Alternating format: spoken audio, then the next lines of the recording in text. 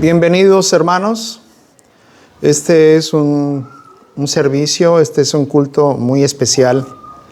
Es especial por varios motivos. El primero de ellos es porque estamos ahorita sin luz nuevamente aquí en Tijuana, y en Rosarito cayó una tormenta que dejó sin electricidad. Entonces estamos haciendo un servicio, como le llamarían los americanos, unplugged. Un servicio acústico, un servicio minimalista. Pero lo más importante de este servicio es que es el primer servicio, el primer culto del año 2023. Significa que en este año 2023, el primer día que estamos en presencia de nuestro Dios es hoy, domingo 1 de enero. Estamos transmitiendo ahora no en vivo, sino esta es una grabación que ustedes van a ver posteriormente, porque ya les dije, no hay electricidad. Pero vamos a hacer las cosas con el gozo del Señor. Sean bienvenidos todos los que están aquí presentes. Sean bienvenidos los que nos están viendo a través de Facebook y de YouTube. Este es un servicio especial. Vamos a poner en manos del Señor el servicio después de la lectura que haga nuestro hermano. Buenos días. Les invito por favor a que abran sus Biblias para comenzar en Salmos 21, titulado Alabanza por haber sido librado del enemigo. Dice: El rey se alegra en tu poder, oh Jehová, y en tu salvación, ¿cómo se goza? Le has concedido el deseo de su corazón, y no le negaste la petición de sus labios, porque le has salido al encuentro con bendiciones de bien. Corona de oro fino has puesto sobre su cabeza. Vida te demandó y se la diste, largura de días eternamente y para siempre. Grande es su gloria en tu salvación. Honra y majestad has puesto sobre él, porque lo has bendecido para siempre. Lo llenaste de alegría con tu presencia. Por cuanto el rey confía en Jehová y en la misericordia del Altísimo, no será conmovido. Alcanzará tu mano a todos tus enemigos, tu diestra alcanzará a los que te aborrecen. Los pondrás como horno de fuego en el tiempo de tu ira. Jehová los deshará en su ira, y fuego los consumirá. Su fruto destruirás de la tierra, y tu descendencia de entre los hijos de los hombres, porque intentaron el mal contra ti. Contra ti fraguaron maquinaciones, mas... esta cosa no estaba... Ahí está. Dice, porque intentaron el mal contra ti, fraguaron maquinaciones, mas no prevalecerán, pues tú los pondrás en fuga. Con tus cuerdas dispondrás saetas contra sus rostros. Engrandécete, oh Jehová, en tu poder. Cantaremos y alabaremos tu poderío. Amén. Gloria a Dios. Padre Celestial, gracias te damos por este privilegio que nos has dado, Señor, de estar ante ti, en tu presencia. Te damos gracias, Padre, porque nos has traído, Señor, y nos has ayudado hasta este momento, hasta este lugar. Te damos gracias, Padre, porque terminamos un año en victoria, Señor, y estamos comenzando otro con promesas, con fe, con esperanza, Señor, reconociendo, Señor, que tú has sido con nosotros en todo momento y que este año, Padre, pues esperamos nuevamente tu misericordia en nuestras vidas. Este día, Padre, lo consagramos para ti en adoración, en alabanza, Señor, y te damos gracias porque este día, Señor, también en una forma especial nos has permitido estar rendidos ante ti, Señor, de una forma más íntima, Señor, sin más tecnología, sin más cosas, Señor. Solamente, Padre, tu presencia santa, Padre, las Escrituras, tu Espíritu Santo y este pueblo, Señor, reunidos unánimes, Señor, con un mismo espíritu. A ti sea la gloria y la honra, Señor, por tu misericordia en Cristo Jesús, tu Hijo, quien tomó nuestro lugar en la cruz del Calvario y quien derramó su sangre para el perdón de nuestros pecados. Alabamos tu santo nombre, reconociendo que no existe un nombre más alto que el tuyo, Padre Celestial, ni el de nuestro Señor Jesucristo. Reconociendo que tú eres el único Dios verdadero, creador del cielo y de la tierra y de los mares y de todo lo que en ellos hay. Eres tú, Señor, el mismo Dios que ha sido revelado en las Escrituras, Jehová de los ejércitos, Dios altísimo. Gracias te damos, Señor, porque nos has permitido, Señor, estar aquí. Y este día, Padre, lo consagramos en adoración y en alabanza para ti, Señor. Pon tú, Señor, los corazones listos y contritos, Señor, receptivos, Padre, a tu palabra, a tu enseñanza, receptivos, Padre, al reconocimiento de tu majestad y de tu santidad. Todo esto, Padre, te lo decimos en el santo nombre de Jesús, tu Hijo. Amén. Amén. Así es, mis hermanos, este día es todo acerca de Jesucristo. Este salmo que acabamos de leer en las Escrituras es cristocéntrico. Y vamos a hacer un canto, vamos a hacer el canto del himno 170 del himnario Los Cantores del Rey. Este himno es en el Monte Calvario y habla del amor de nuestro Señor Jesucristo a nosotros, de su misericordia y de su perdón.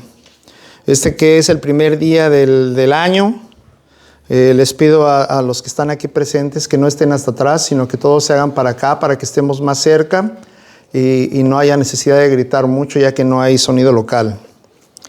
Bien, cantaremos el himno número 170 del himnario Cantores del Rey.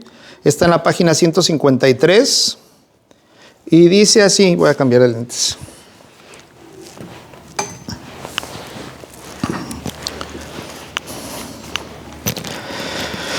En el monte Calvario estaba una cruz, emblema de una afrenta y dolor. Hoy yo amo a Jesús, que murió en la cruz, por salvar al más vil pecador. Hoy yo siempre amaré a Jesús. En sus triunfos mi gloria será. Y algún día, en vez de una cruz, mi corona Jesús me dará. Y aunque el mundo desprecie la cruz de Jesús, para mí tiene suma atracción,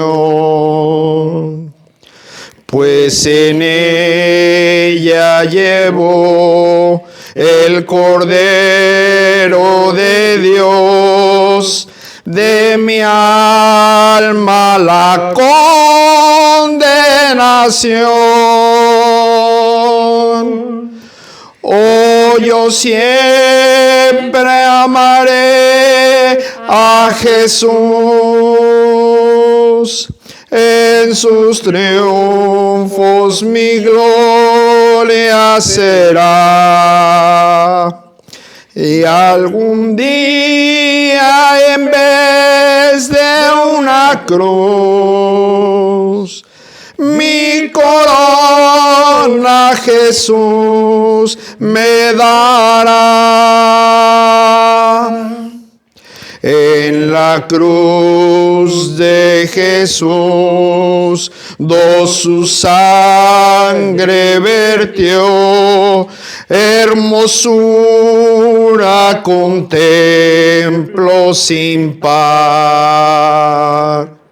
Pues en ella triunfante a la muerte venció, y mi ser puede santificar. Oh, yo siempre amaré a Jesús. En sus triunfos mi gloria será. Y algún día en vez de una cruz, mi corona Jesús me dará. Yo seré siempre fiel en seguir a Jesús, sus desprecios con Él llevaré. Y algún día feliz con los santos en luz, para siempre su gloria veré. Oh, yo siempre amaré a Jesús, en sus triunfos mi gloria será. Y algún día en vez de una cruz, mi corona Jesús me dará.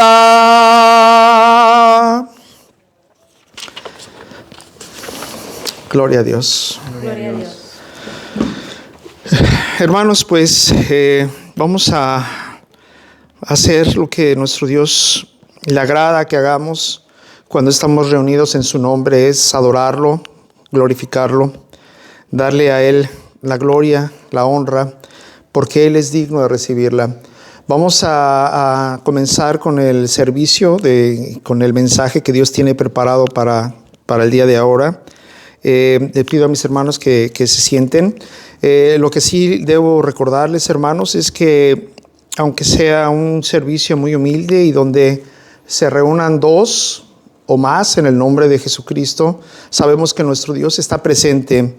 Y tomen en cuenta también que nuestro Dios nos ha llamado a que seamos fieles y obedientes. Entonces vamos también a orar por los diezmos y las ofrendas, que sean tan amables ustedes de traer al Señor. Y posteriormente pues comenzamos al mensaje de nuestro Dios. Padre Celestial, te damos gracias, Señor, porque tú eres el proveedor, eres el Padre amoroso que todo nos has dado, Señor. Nada, Señor, de lo que tenemos es merecido, nada de lo que tenemos es porque nosotros lo hayamos trabajado muy duro, Señor. Vemos, Padre, que tú te has complacido, Señor, en proveernos techo, alimento, Padre. Nos has dado la oportunidad de servirte, Señor, el privilegio. Y sobre todo, Padre, en tu gracia, Señor, nos has convertido hijos tuyos. Y con ello, Padre, todo nos has dado. Este día, Padre, ponemos ante ti, Señor, las ofrendas y los diezmos, Señor. De tal forma, Padre, que seamos obedientes, Señor, y seamos sensibles a tu llamado. Oigamos siempre tu voz, Padre. Y rogándote en el nombre de tu Hijo amado Jesucristo que bendiga, Señor, las finanzas de este pueblo tuyo, Señor, que tan necesitado, Señor, está de tu presencia, Señor. Hemos visto mucha necesidad, Señor. Te rogamos, Padre, que seas tú, Señor, fortaleciendo nuestras finanzas, Señor, y que siempre tengamos suficiente, abundante, Padre, para hacer la buena obra y sobre todo, Padre, para entregarte a ti lo que te pertenece, que es solamente una pequeña parte de tanto y tanto que tú nos das, Señor. A ti sea la gloria y la honra, Padre, y esto te lo decimos en el santo nombre de Jesús, tu Hijo. Amén. Amén. Bien, hermanos, pues siéntense. Vamos a comenzar con el mensaje.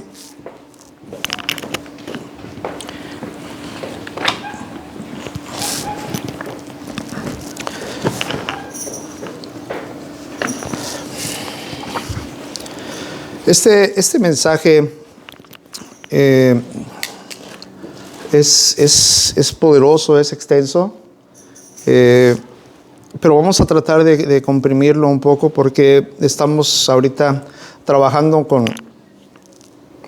dos cámaras simultáneas y están trabajando con batería, entonces no queremos que se nos acaben las baterías de estas cámaras y que nos quedemos a medias en el mensaje. Entonces, Puestos de pie, Padre Celestial, te damos gracias, Señor, porque nos has dado, Señor, de tu sabiduría, porque nos has permitido, Señor, a través de tu Espíritu, conocerte, Señor, porque cada semana, cada día, Señor, que estamos expuestos, Señor, a la lectura, a la oración, Señor, tu Espíritu nos muestra, Señor, nos enseña, Padre, quién eres tú, Señor, y no hay nada más hermoso, Señor, que conocerte, Padre, y reconocer, Señor, tus atributos, Padre, entre los cuales, Señor, está tu justicia, Señor, tu santidad, tu misericordia, Padre, tu omnipresencia, tu omnipotencia, Señor, tu eternidad, Señor. Gracias te damos por revelarte a nosotros, por revelarnos, Señor, cosas que estaban ocultas y que eran misterios para el hombre. Y a ti te ha placido, Señor, escogernos a nosotros para revelarlas para el mundo, Señor. Parecemos locos, Padre, pero sabemos, Padre, que la única verdad está en Cristo Jesús, tu Hijo, quien es el camino y la verdad y la vida. Sabemos, Señor, que tú te has revelado a través de las Escrituras y que nos has enseñado, Señor, con amor, nos has llevado de la mano en el crecimiento, Señor, de esta iglesia. Gracias te damos, Señor, por los que estamos aquí presentes, Señor. De igual manera te agradecemos, Padre, los hijos tuyos, Padre, que hayan de apreciar, Señor, este mensaje tuyo, Señor, posteriormente a través de YouTube y de Facebook, esta grabación, Señor. Te ruego, Padre, que seas tú, Señor, con mis hermanos que no están aquí presentes y que estemos unánimes en adoración, en conocimiento de ti, Señor, en agradecimiento, Padre. Gracias te damos, Señor. Y esto, Padre, Padre, no olvides, Señor, que yo soy solamente un instrumento tuyo, Padre, solamente un mensajero de tu palabra, Señor. Te ruego, Padre, en el nombre de tu Hijo amado Jesucristo, que me des el privilegio de ser utilizado, Señor, por ti, por el poder de tu Espíritu, y que me concedas, Padre, el favor, Señor, de ser claro, Señor, de tener el poder, Señor, de tu palabra, Señor, para revelar las cosas que tú este día has decidido revelarlos, Señor. Gracias por permitirnos conocerte, Señor. Bendito sea tu nombre, Señor, y esto, Padre, te lo decimos en el nombre de tu Hijo amado Jesucristo. Amén. Pueden sentarse, hermanos. Debo decirles, hermanos, que es abrumador conocer el poder de nuestro Dios.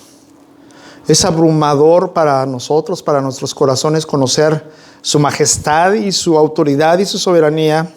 Miren ustedes, hermanos, que es el primer domingo del año, a nuestro Dios le plació que estuviéramos expuestos en una forma sencilla, únicamente a su palabra, únicamente a un himno, a un canto, a una alabanza que sea para Él en una forma sencilla.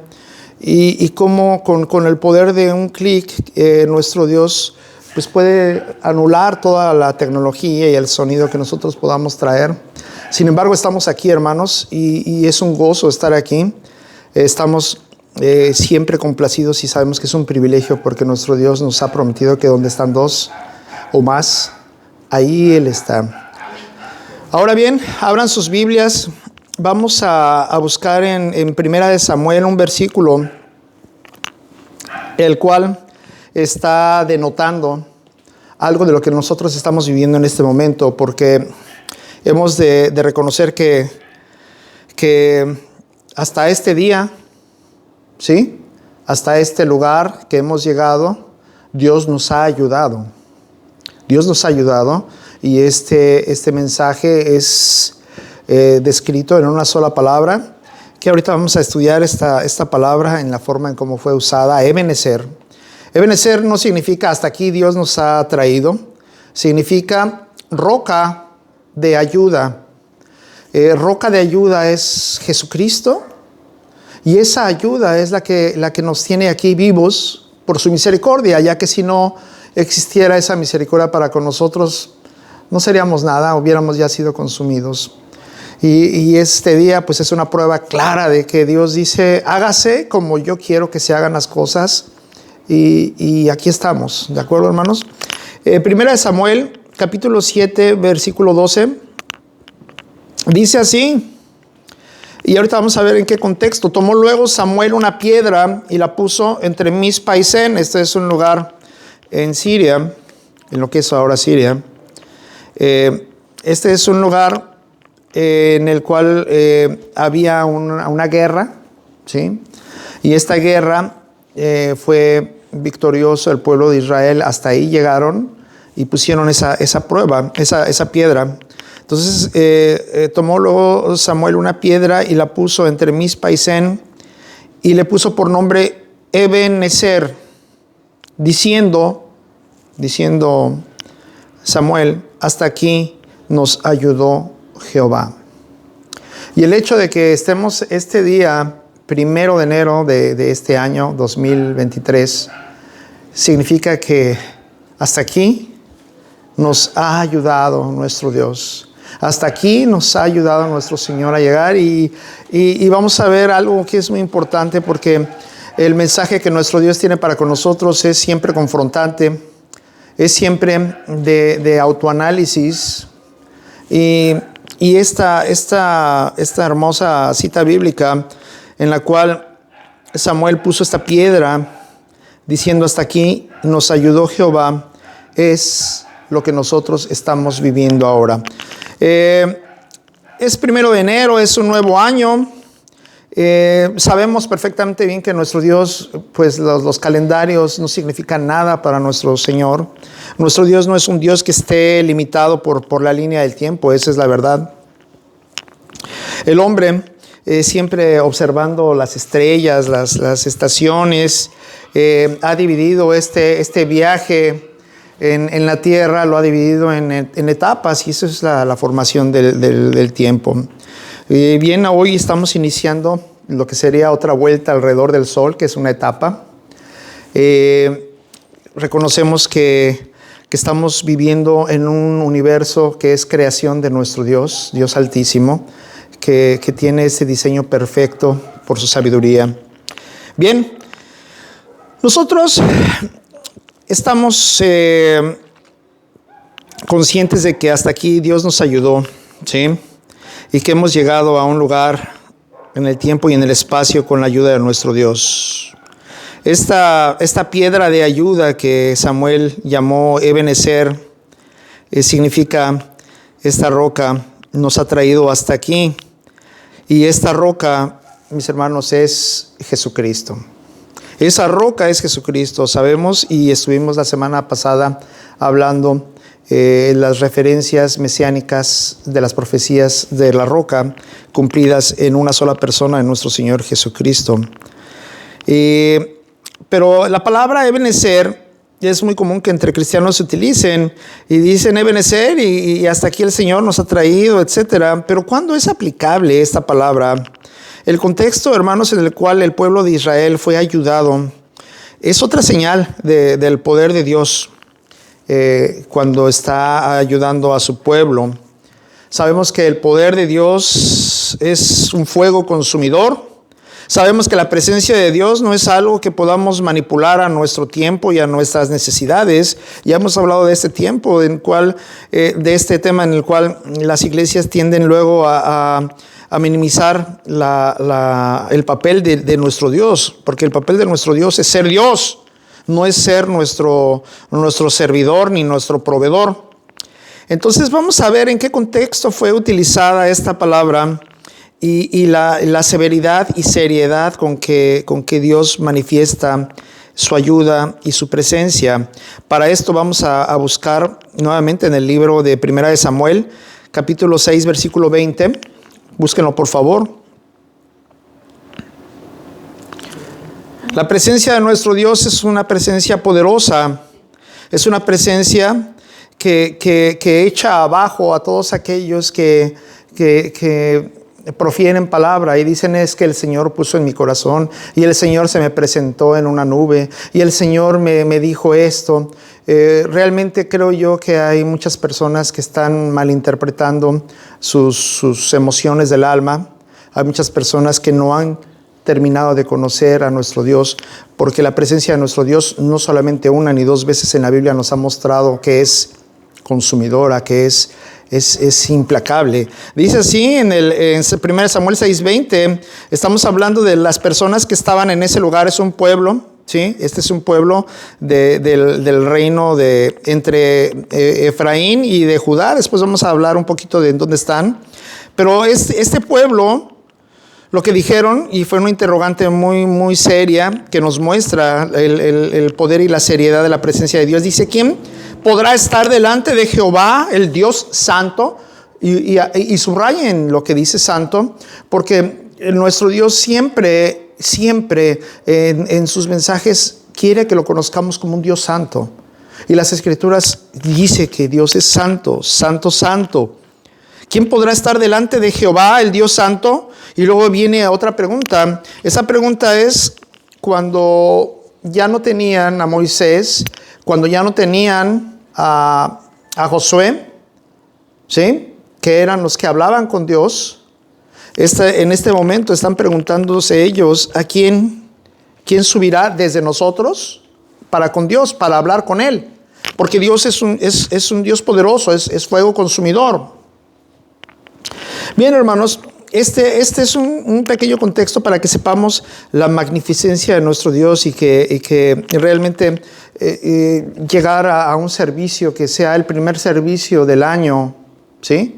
Hablando de lo que pasamos en el año anterior y lo que estamos por comenzar, y empezar a hablar de trivialidades como, miren hermanos, no está mal que una iglesia conozca la mayordomía, el uso del tiempo, la optimización del tiempo, el manejo de las finanzas, no está mal. Pero esos son temas que se deben de tratar definitivamente en escuelas dominicales.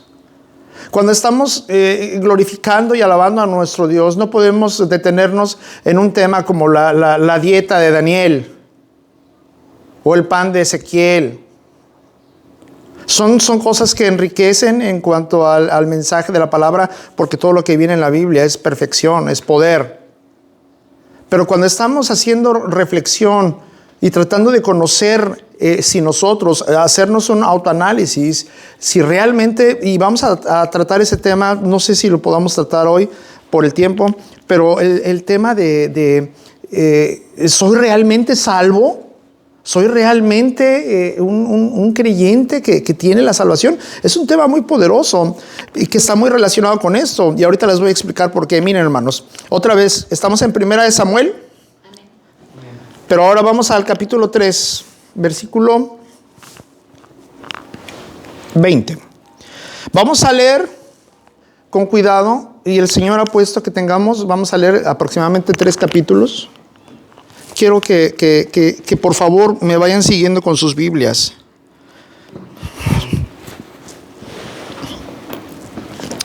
Primera de Samuel, capítulo 3, versículo 20. Ahorita vamos a ver el contexto, ¿sí?, en el cual ocurrió esto.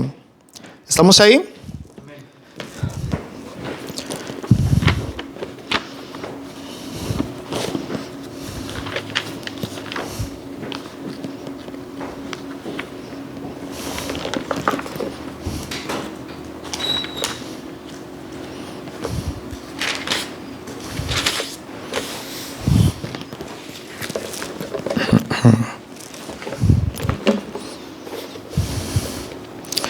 Dice así, 1 Samuel 3:20.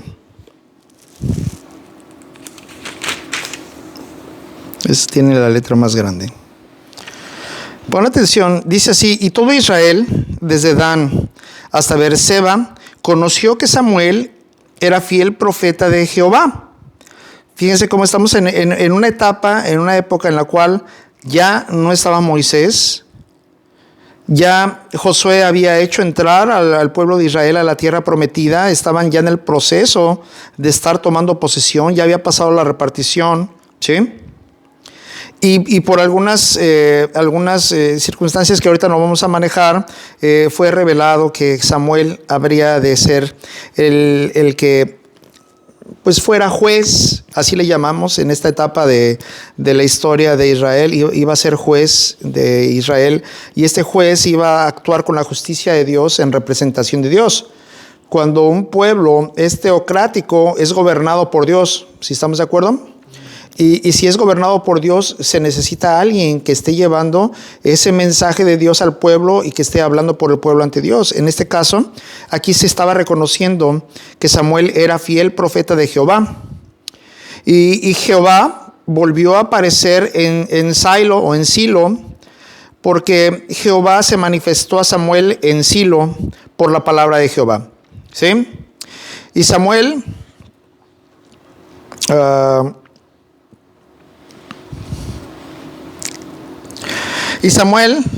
habló a todo Israel.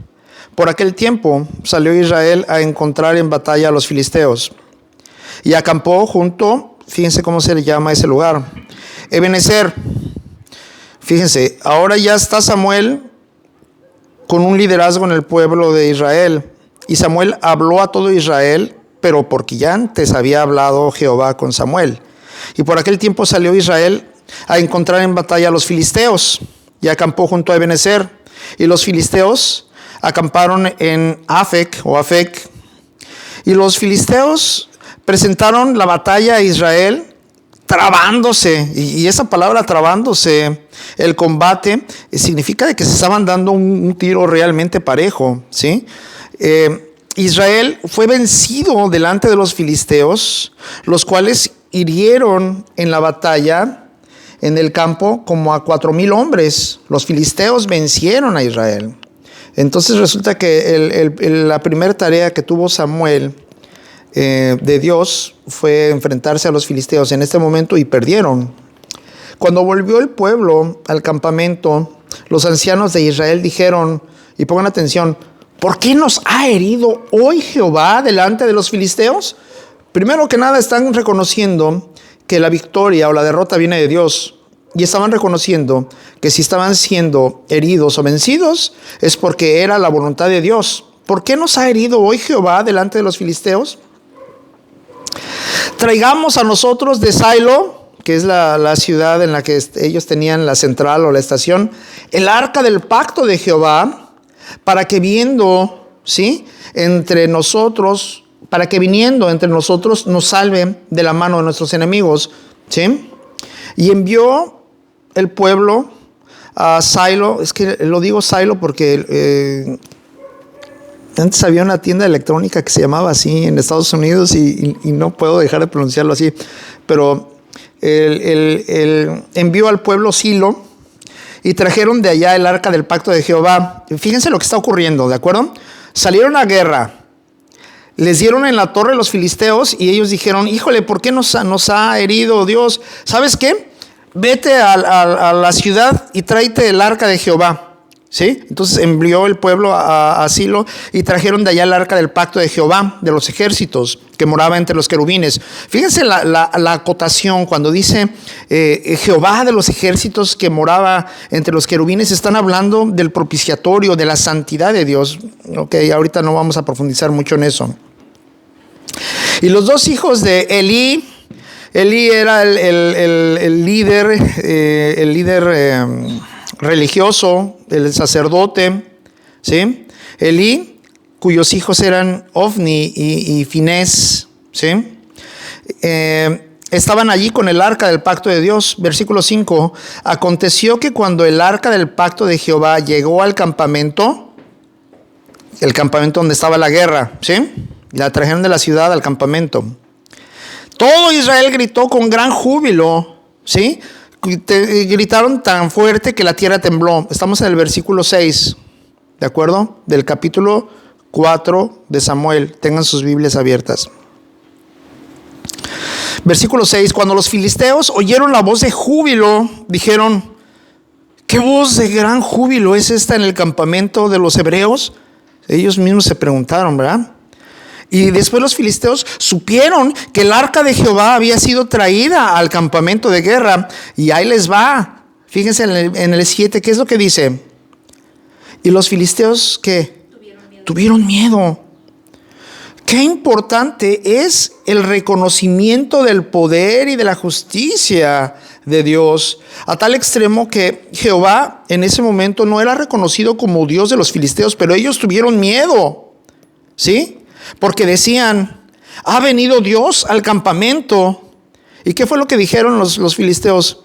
¡Ay de nosotros! Pues Antes de ahora no fue así, o sea, nunca habían traído al arca para pelear con nosotros.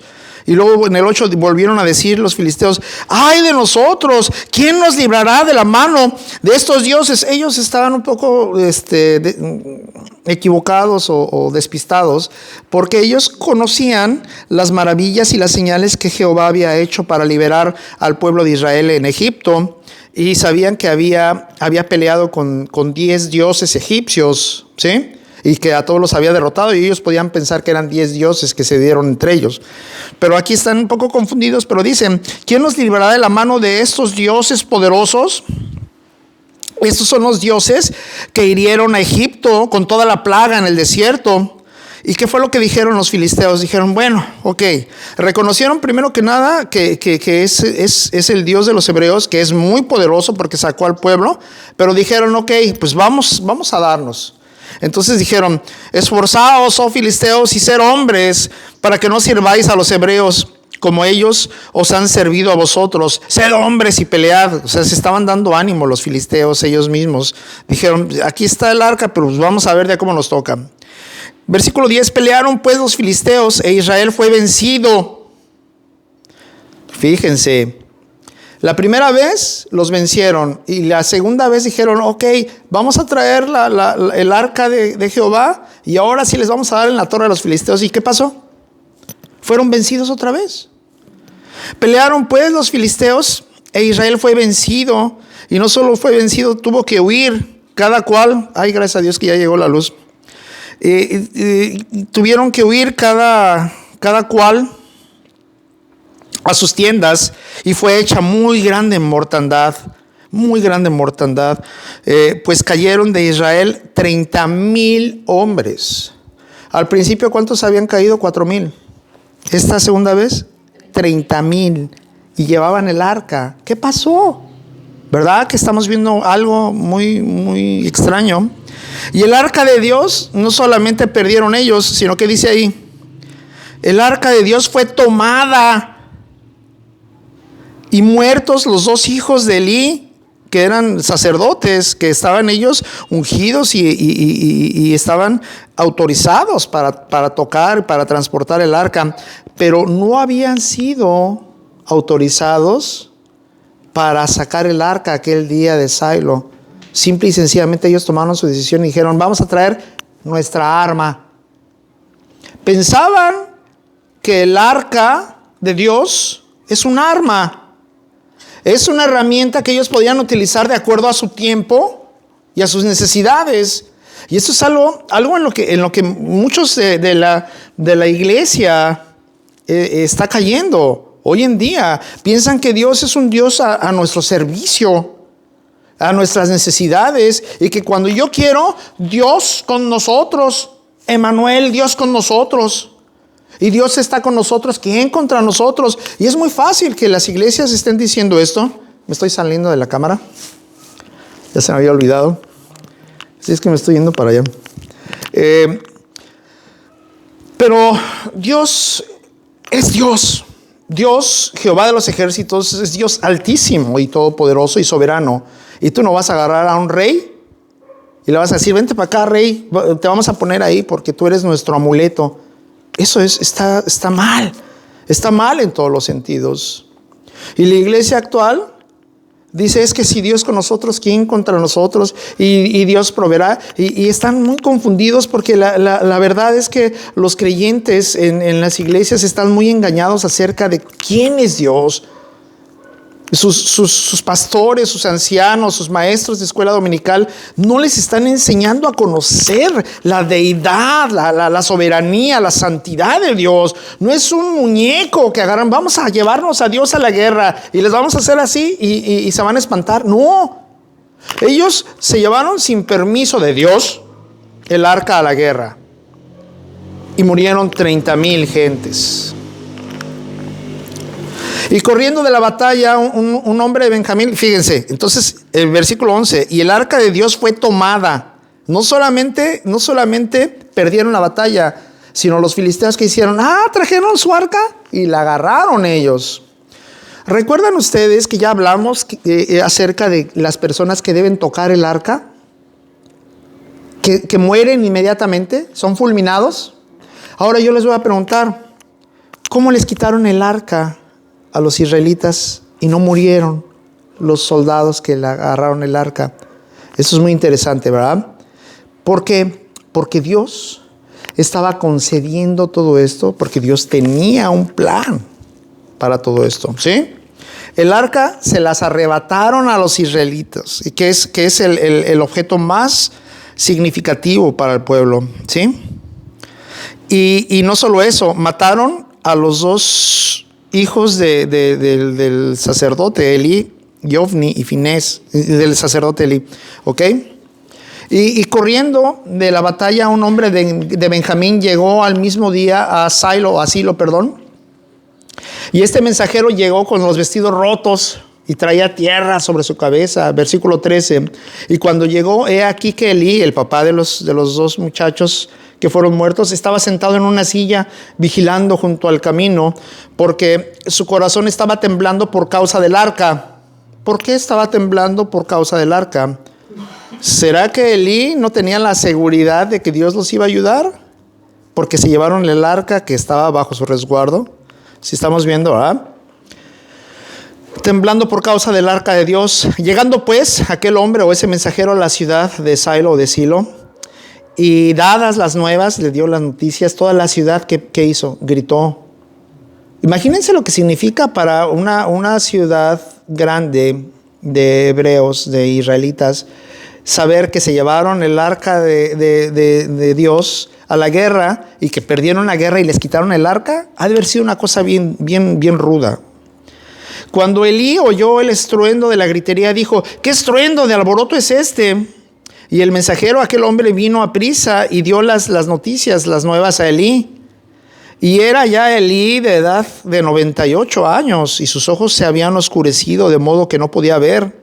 Dijo pues aquel hombre a Elí: yo vengo de la batalla, he escapado hoy del combate. Y Elí dijo: ¿qué aconteció, hijo mío? Y el mensajero respondió diciendo: Israel huyó delante de los filisteos. Y luego le dice: y también fue hecha gran mortandad en el pueblo. Y luego le dijo: también tus dos hijos, Ofni y Finés, fueron muertos. Fíjense qué noticias le estaba dando a este sacerdote que tenía el resguardo. Y el arca de Dios ha sido tomada. Fíjense el mensaje que Dios nos está enviando este día. Quiero llevar el orden para que no extendernos de más. Sabemos que estamos limitados por... bueno, ahorita no sé si se puedan conectar las cámaras a un tomacorriente con ese cable blanco. No alcanza, ¿verdad? Bueno, vamos a continuar. 18. Y aconteció que cuando él, el mensajero, hizo mención del arca, Elí estaba sentado, ¿recuerdan? Cayó hacia atrás de la silla, ¿sí? Al lado de la puerta, y se desnucó y murió. Fíjense qué consecuencias tan desastrosas, tan trágicas, cuando toman a la ligera a Dios, cuando quieren utilizar a Dios, cuando no reconocen su deidad, su santidad, su poder, su soberanía, su justicia. Y esto es algo por lo que nuestro Señor Jesucristo nos ha traído en esta iglesia con enseñanza intensa del conocimiento de Dios. Porque nosotros, cuando tenemos el conocimiento de Dios, reconociendo su majestad, su deidad y su poder, su soberanía y sus tiempos y sus planes, en realidad el poder de Dios está habitando en medio de nosotros, porque estamos conociendo cómo opera Dios, no estamos adivinando, ¿de acuerdo? Se desnucó Elí y murió, porque era hombre viejo y pesado, ¿sí? Y había juzgado a Israel 40 años. Este Elí fue el juez antes de Samuel. Bueno, y su nuera, etcétera. 22. Dijo pues: traspasada es la gloria de Israel, porque ha sido tomada el arca de Dios. ¿Sí? Y en el siguiente capítulo dice: cuando los filisteos capturaron el arca de Dios. Quiero leerlo todo junto porque tiene continuidad, ¿de acuerdo? ¿Sí tienen sus escrituras? ¿Me están siguiendo con las escrituras? ¿En qué capítulo y qué versículo vamos? 18. 18. Estamos iniciando el capítulo 5, versículo 1. Por eso prefiero que tengan Biblias de estas, porque se ponen a hacer scroll con las aplicaciones y se me pierden. Por favor. Cuando los filisteos capturaron el arca de Dios, la llevaron, ¿desde dónde? Ebenezer. Desde Ebenezer, donde se habían llevado el arca, si recuerdan, ¿verdad? Esto es muy simbólico porque estamos viendo una etapa que llega a Ebenezer, y es la etapa en la cual el pueblo de Israel cometió errores, menospreció la deidad de Dios y su soberanía, y una siguiente etapa en la cual desde en ese lugar, Ebenezer, había sido arrebatada el arca, ¿sí? Y estas cosas tienen una conexión muy poderosa. Dice: cuando los filisteos capturaron el arca de Dios, la llevaron desde Ebenezer a Asdod, a una ciudad de ellos. Y tomaron los filisteos el arca de Dios y la metieron, y quiero que entiendan esta situación, la metieron en la casa de Dagón. La casa de Dagón es un templo de su Dios, ¿sí? Y para esto necesitamos reconocer qué significaba Dagón para los filisteos. Pero tomaron, nuevamente les hago hincapié, hubo hombres que tomaron el arca y no fueron fulminados en ese momento. Dios permitió que el arca fuera llevada. ¿Qué hubiera pasado si Dios no hubiera permitido? Hay muchas formas como Dios hubiera evitado que el arca fuera llevada de ahí. Hay muchas formas. Pero la más obvia es de que cualquiera que tocara el arca, ¿qué le pasaba? Se moría. Y no hubieran podido llevar el arca. No hubiera habido forma de que el arca fuera llevada a la casa de Dagón. En este caso, veamos que los filisteos no la llevaron a un almacén. ¿Sí estamos entendiendo? No llevaron el arca a un almacén. No la llevaron tampoco a un ¿cómo se puede decir? Lo que fuera un banco, un fuerte donde guardan los tesoros. Porque todos estos reinos tenían tesoros muy grandes en oro, en posesiones, en joyas. Y pudieron haber dicho: ya les quitamos el arca, métela ahí. ¿A dónde la llevaron? La llevaron al salón donde ellos tenían a su Dios más sagrado y más preciado, Dagón. ¿De acuerdo? Pongan atención a estas cosas porque son muy importantes. Ahora yo les voy a preguntar, ¿por qué metieron en un templo muy sagrado el arca? Necesitamos conocer quién es Dagón. Dagón es el dios más popular de Siria antigua y de Mesopotamia. Dagón era el padre de los dioses. ¿Sí estamos entendiendo? Era una deidad que se le atribuían poderes, muchos poderes, pero los más importantes que tenían ellos es que era el señor de la tierra, Dagón. Era el señor de la prosperidad. Y por si fuera poco, era el señor de la legitimidad real. ¿Qué significa esto? Que las dinastías, las generaciones eran bendecidas por su deidad, los que iban a ser reyes, ¿sí? Ahora bien, sabemos que ese Dios no es un Dios que exista, porque sabemos que los ídolos son eso. Son solamente piedra, son madera, son metal, son pintura, ¿sí? Pero sus estatuas y sus imágenes han sido grandemente adoradas por los idólatras y por los paganos. Estamos hablando también del catolicismo, estamos hablando de todas las religiones que tienen el paganismo de estar adorando figuras o pinturas, la idolatría.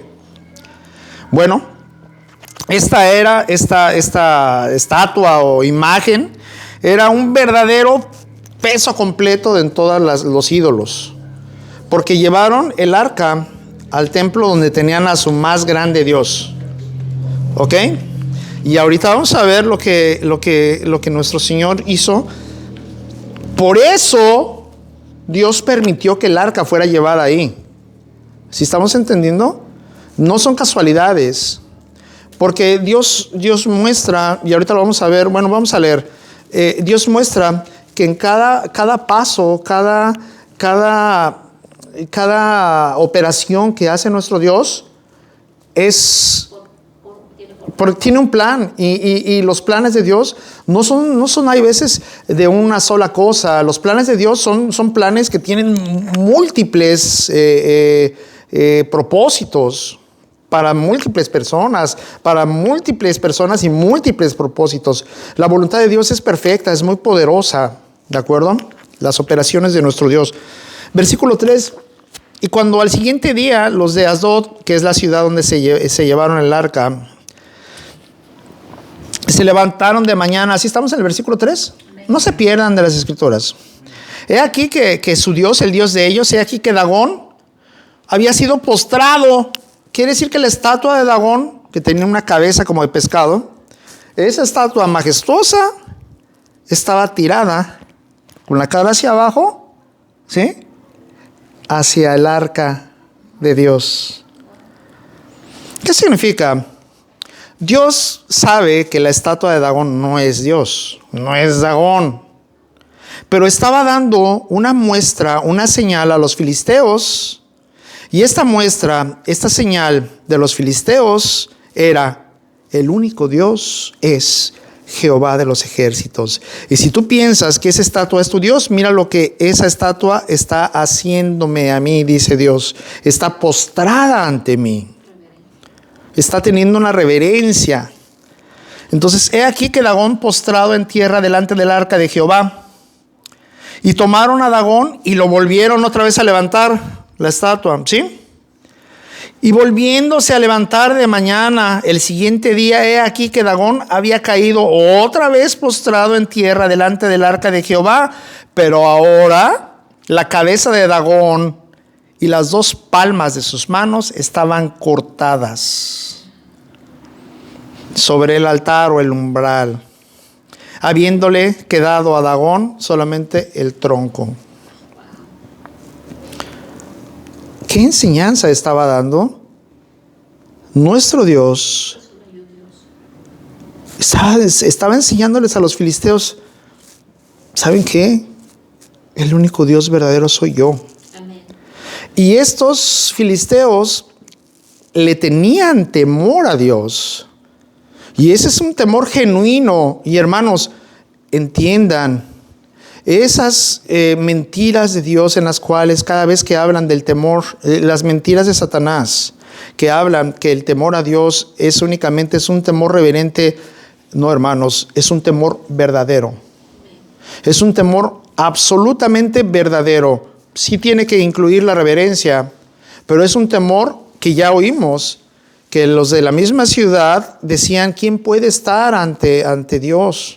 ¿Quién de nosotros va a subir ante Dios? ¿Sí? Porque es un Dios poderoso, es consumidor.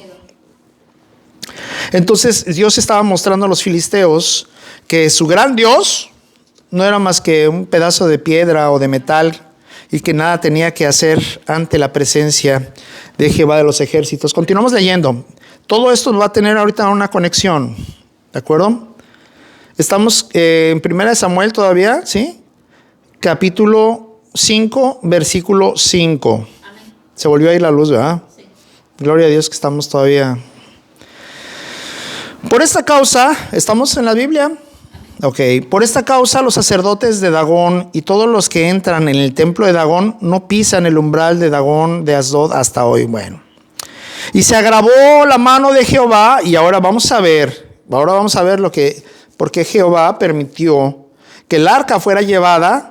Primero, para que a su Dios más grande le cortó la cabeza y quedó postrado ante él. Y después, para que conocieran que sí hay motivos para temer a Dios. Fíjense. Y se agravó la mano de Jehová sobre los de Asdod. Esta es la ciudad de los filisteos. ¿Y qué hizo?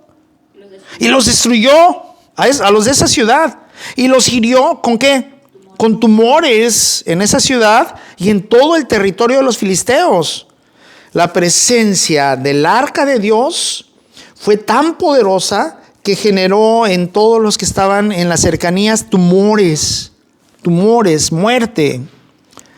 Y viendo esto, los de la ciudad de Asdod dijeron: no quede con nosotros el arca de Dios de Israel. Fíjense cómo se están dirigiendo. No están diciendo el tesoro ni la caja. No quede con nosotros el arca de Dios de Israel, porque su mano es dura sobre nosotros y sobre nuestro Dios Dagón. No les cabe más que reconocer eso. Hermanos, Jehová de los ejércitos llevó de una derrota de su pueblo, ¿sí? De una derrota que tuvo su pueblo Israel al cumplimiento de más de una forma de su voluntad, porque Dios quería dar una lección a todo el mundo, todos los que estaban ahí. El mismo pueblo de Israel realmente vivía en idolatría. Por eso es de que Dios permitió que esto ocurriera, que fueran vencidos la primera vez y que murieran 4,000, y que fueran vencidos la segunda vez y murieran 30,000 y que les quitaran el arca. Perdón. Porque el pueblo de Israel efectivamente estaba viviendo secretamente y ocultamente en idolatría. Fíjese, en 1 Samuel 7:3. 1 Samuel 7:3, ¿qué dice? ¿Si estamos ahí? Dice: habló Samuel a toda... Esto es más adelante, ¿sí? Esto es más adelante. Pero ahorita vamos a estudiar qué es lo que hay en medio.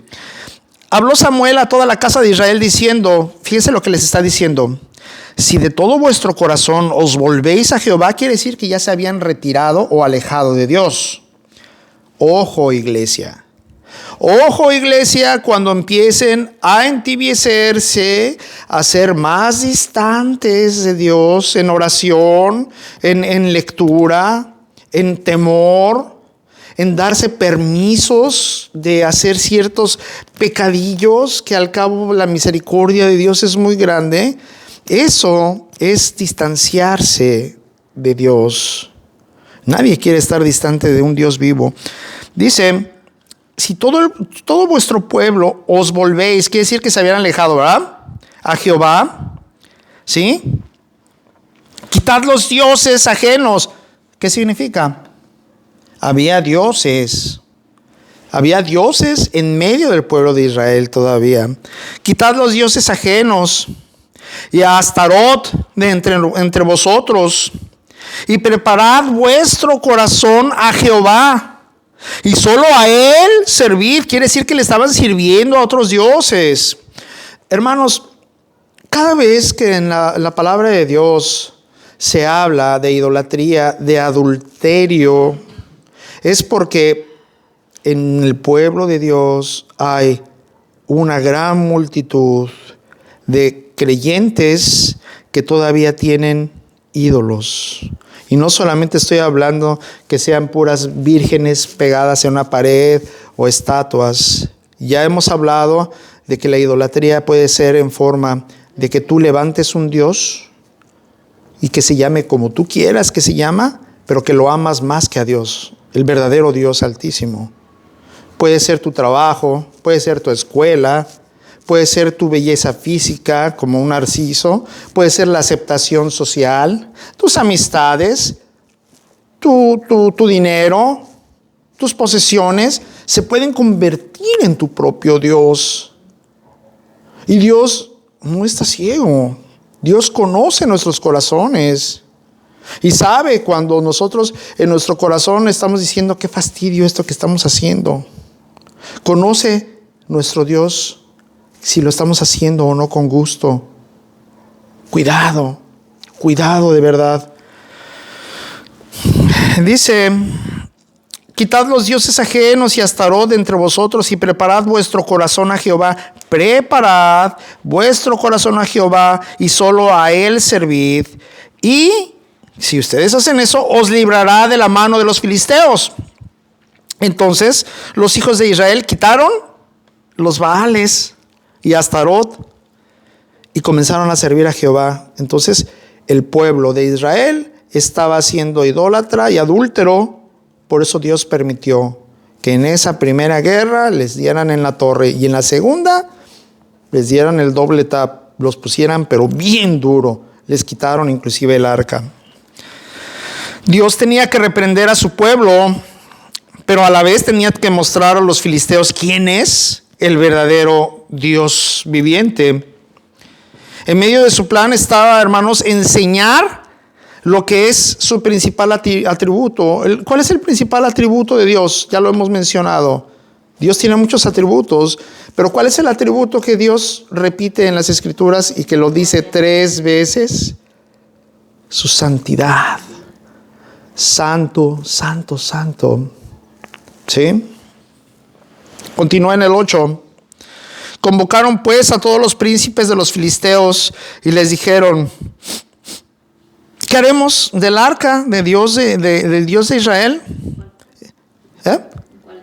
Estamos en 1 Samuel, ya nos regresamos, perdón, discúlpeme, porque ahorita leímos 1 Samuel 7 del 3, pero nos regresamos nuevamente a 1 Samuel 5, que es donde estábamos leyendo. Por eso es más importante que tengamos estas, porque con las aplicaciones estamos yendo y regresando y no es posible, ¿de acuerdo?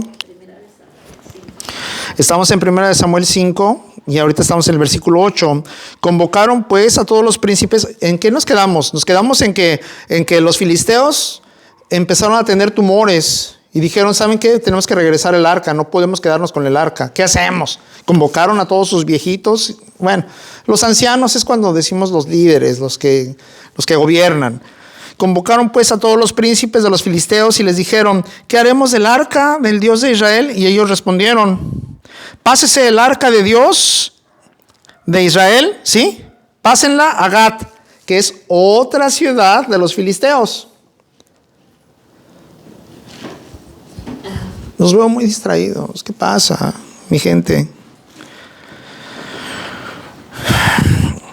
¿Qué haremos del arca del Dios de Israel? Y ellos dijeron: ok, ya está en esta ciudad de Asdod. Pues pásenla mejor a Gat.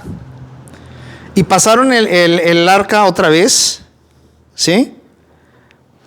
Y quiero que hagamos paréntesis, porque recordemos, hermanos, que el arca de Dios estaba únicamente los levitas que estaban autorizados, ¿sí? Y que eran capacitados y que eran ungidos podían tocar el arca.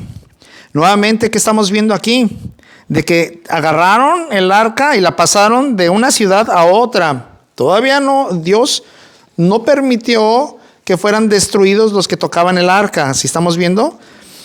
Dejó que empezaran a salir tumores a todos los que estaban en las ciudades, pero todavía podían tocar los soldados el arca y llevarla de un lugar a otro. Tan es así que se la llevaron de Asdod a Gat, que es otra ciudad de los filisteos. Versículo 9. Y aconteció que cuando la habían pasado de una ciudad a otra, la mano de Jehová estuvo contra la ciudad con gran quebrantamiento y afligió a los hombres de aquella ciudad de Gat, desde el más chico hasta el más grande, y se llenaron ¿de qué? De tumores nuevamente. ¿Sí? Dios está mostrando algo, está dando una señal. Y entonces enviaron el arca de Dios a otra ciudad. Ya era Asdod, ya era Gat, ahora la enviaron ¿a dónde? A Ecrón. Pero aquí dice: y cuando el arca de Dios vino a Ecrón, los ecronitas, o sea, los de esa ciudad, dieron voces, dijeron: no, cálmate, porque ya habían visto lo que había pasado, ¿de acuerdo? Dieron voces diciendo: ¿han pasado a nosotros el arca del Dios de Israel para matarnos a nosotros y a nuestro pueblo? Se quejaron, dijeron: no queremos. 11. Y enviaron y reunieron a todos los príncipes de los filisteos diciendo: enviad el arca de Dios de Israel y vuélvase a su lugar. ¿Saben qué? La agarramos, pero regrésenla, ¿sí? Y no nos mate a nosotros ni a nuestro pueblo, porque había consternación de muerte en toda la ciudad, y la mano de Dios se había agravado allí. Donde estaba el arca, ahí se había agravado la mano de Dios. Y los que no morían eran heridos de tumores, y el clamor de la gran ciudad, el clamor de la ciudad subía al cielo. Dios escucha, ¿de acuerdo? Inclusive a estas personas que le tenían temor dijeron: ya no queremos. Miren, continuamos. Ya terminamos el capítulo 5, ahora comenzamos el 6. ¿Estamos bien? Estuvo el arca de Jehová en la tierra de los filisteos, ¿cuánto tiempo? 7 meses. Entonces los filisteos, llamando a los sacerdotes y adivinos, porque ellos tenían sus sacerdotes y sus adivinos, preguntaron: ¿qué haremos del arca de Jehová? Hacednos saber de qué manera la hemos de volver a enviar a su lugar. Y aquí quiero que entiendan una cosa muy importante. Pongan atención. Ellos dijeron: si enviáis el arca de Dios de Israel, no la enviéis vacía, sino pagadle la expiación. Entonces seréis sanos. ¿Quién les dijo a estos adivinos esto? ¿Quién le dijo a estos adivinos? De alguna forma Dios estaba dando a conocer su voluntad ante estas personas. Recordemos que cuando la majestad de Dios se revela, no se revela únicamente en el pueblo de Dios. Dios tiene autoridad y soberanía sobre todo, sobre todos. Y aunque parezca chusco o lo que ustedes quieren, Dios ha tomado a Balaam, ¿recuerdan?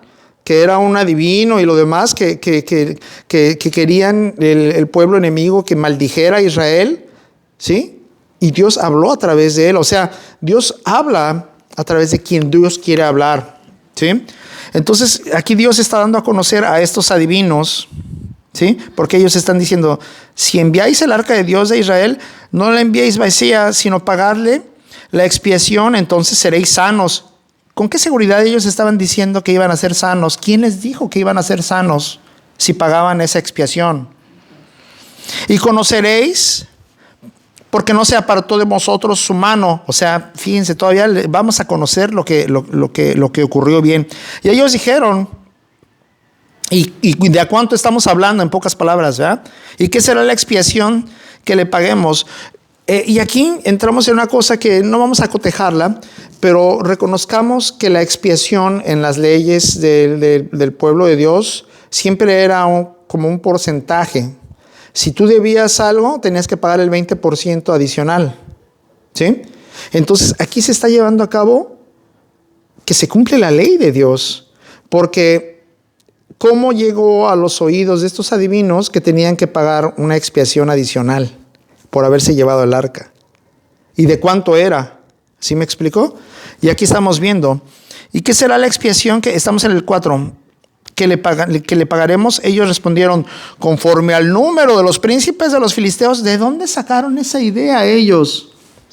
Conforme al número de los príncipes de los filisteos, 5 tumores de oro, porque eran 5 príncipes, 5 tumores de oro y 5 ratones de oro, porque una misma plaga ha afligido a todos vosotros y a vuestros príncipes. Haréis pues figuras de vuestros tumores y de vuestros ratones que destruyeron la tierra, y daréis gloria al Dios de Israel. ¿Quién lo está diciendo? Los filisteos, los adivinos de allá. Quizá aliviará su mano de sobre nosotros y de sobre nuestros dioses y de sobre vuestra tierra. Versículo 6. ¿Por qué endurecéis vuestro corazón como los egipcios y Faraón endurecieron su corazón? ¿Recuerdan cómo los egipcios endurecieron su corazón y el Faraón endureció su corazón? ¿Y qué fue lo que pasó? Las plagas llegaron hasta que destruyó Dios a los egipcios y al ejército. Por eso están recordando ellos. Quiere decir que ellos conocen, estos filisteos conocen a Jehová de los ejércitos, conocen al Dios de Israel, saben sus maravillas. ¿Sí me explico? Y por eso le temen. ¿Por qué endurecéis vuestro corazón como los egipcios y Faraón endurecieron su corazón? Después que los había tratado así, ¿no los dejaron ir y se fueron? Haced pues ahora un carro nuevo, estaban diciendo los adivinos, y tomad luego 2 vacas. Ahora fíjense la característica de las vacas, porque también en Levítico está narrado cuáles son las características que debe tener un animal que está para holocausto de Dios. ¿Sí? No, para empezar, Dios no acepta animales enfermos, ni pierniquebrados, ni mayugados de los testículos. No acepta cosas defectuosas. Y aquí fíjense lo que está diciendo. Ahora pues, un carro nuevo para empezar.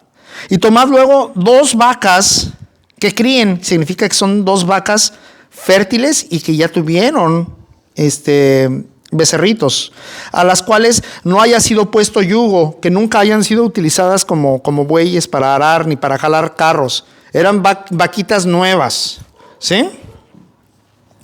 Y uncid las vacas al carro, o sea, amarrarlas al carro, y haced volver sus becerros, quiere decir que ellas tenían ya sus becerritos, ¿verdad?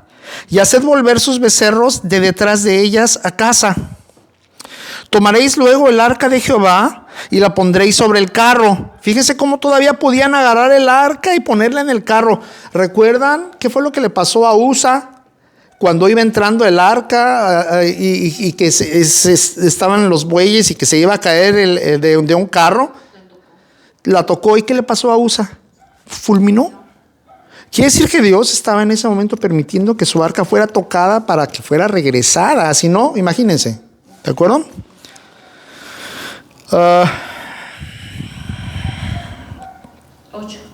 8. Tomaréis luego el arca de Jehová y la pondréis sobre el carro, ¿sí? Y las joyas de oro, o sea, ya los tumores, yo no sé cómo son esos tumores, pero han de ver si unas masas de oro muy raras. Y ratones de oro. Y las joyas de oro que le habéis de pagar en ofrenda por la culpa. Y estas expresiones son ley de Dios. Dios es justo y dice, ahora ustedes van a hacer esto y me van a pagar esto. ¿De acuerdo? Pagar en ofrenda por la culpa. Las pondréis en una caja a un lado de ella. ¿Quién le dijo que no la metieran en el arca? A ellos. Dijeron, no toques, no abras, no eches. Pon una caja a un lado del arca y ahí pones las joyas. Es que la soberanía de nuestro Dios es implacable.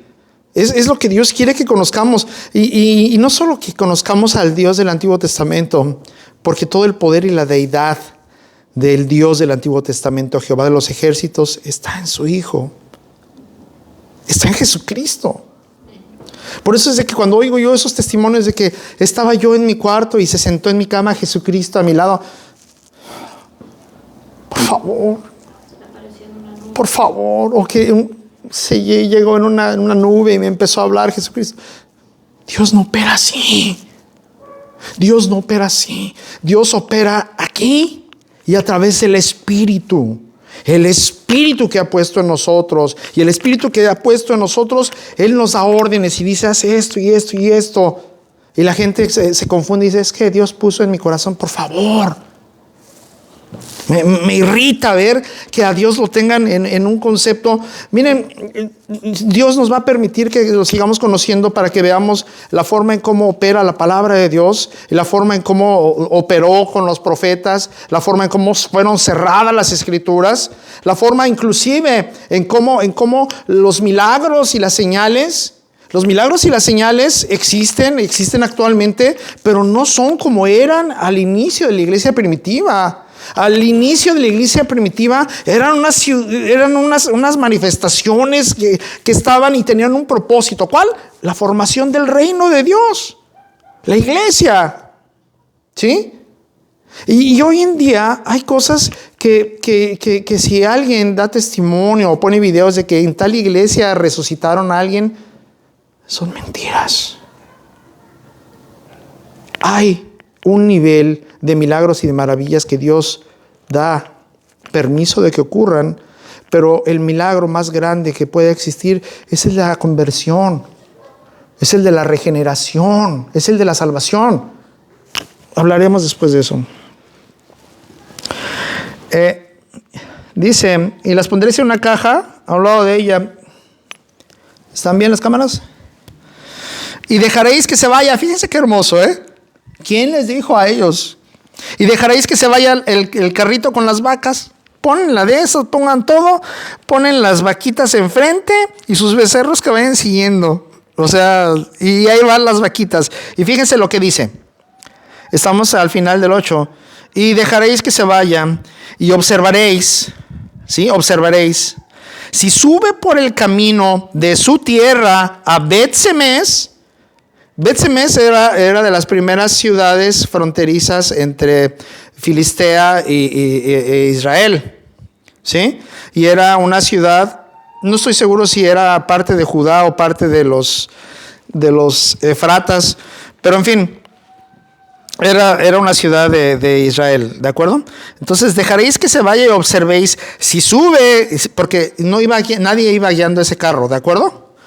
Si sube por el camino que va a su tierra, a Bet-Semes, ¿sí? Significa entonces que Jehová nos ha hecho este mal tan grande, que ellos querían saber si había sido Jehová quien había ocasionado ese mal tan grande, ¿sí? Perdón. Y si no, sabremos que no es su mano la que nos ha herido, sino que esto ocurrió por accidente. Fíjense, ellos mismos estaban diciendo, sabían que Dios iba a manifestarles lo que había pasado, para que ellos tuvieran la seguridad de que efectivamente fue la mano de Dios, no que fue un accidente. Versículo 10, y aquellos hombres lo hicieron así, tomando 2 vacas que criaban, las uncieron al carro, ¿sí? Y encerraron en casa a sus becerros. No, entonces los becerros no iban con ellos. Y luego pusieron el arca de Jehová sobre el carro, y la caja con los ratones de oro y las figuras de sus tumores. Se ve bien chistoso. 12. Y las vacas, ¿qué fue lo que hicieron? En cuanto pusieron el carrito y las vacas, las vaquitas agarraron, dijeron, para allá vamos.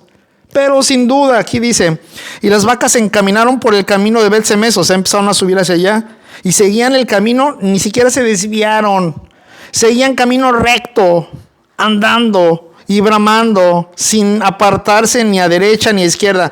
Esa era una señal clarísima de que había sido la mano de Jehová quien había ocasionado todo esto al pueblo de los filisteos. Y los príncipes de los filisteos fueron tras ellas. ¿Hasta dónde? Hasta la mera frontera, donde ya entraron al territorio de los israelitas, Bet-Semes. ¿Qué fue lo que pasó? Y los de Bet-Semes, estos ya son israelitas, y ahorita vamos a ver cómo Dios tiene autoridad y soberanía, y un mismo evento hizo muchas cosas. Y los de Bet-Semes, ¿qué era lo que estaban haciendo? Estaban trabajando ellos en el campo. Sí, estaban segando trigo en el valle. Y alzando los ojos vieron el arca. Y se regocijaron cuando la vieron. Han de haber sentido bien suave, ¿no? Y el carro vino al campo de Josué de Bet-Semes, ¿sí? Y paró allí donde había una gran piedra. Y ellos cortaron la madera del carro. Pongan atención porque cómo ellos agarraron el arca. ¿Sí estamos viendo? ¿Qué tuvieron que hacer ellos? Sabían que ellos no podían tocar el arca. Entonces, ¿qué hicieron? Cortaron la madera para no tocar el arca. Con la misma madera del carro lo rompieron y pusieron sobre la piedra. ¿De acuerdo? Cortaron la madera del carro. Y la madera de ese carro, ¿qué fue lo que hicieron? Quemaron las vacas en holocausto a Jehová. ¿Sí? No, pues por eso. Las vacas las ofrecieron en holocausto y utilizaron la madera de los carritos, del carruaje. Perdón. Voy a necesitar algo porque ha estado muy dura la garganta. Sí, por favor. Aquí hay. Ay, no, me duele mucho la garganta.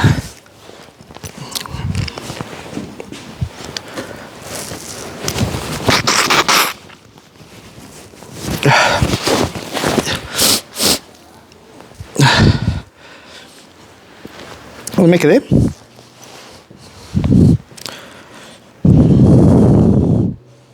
¿En qué versículo? 14. Ok. Y el carro vino a este campo de Bet-Semes y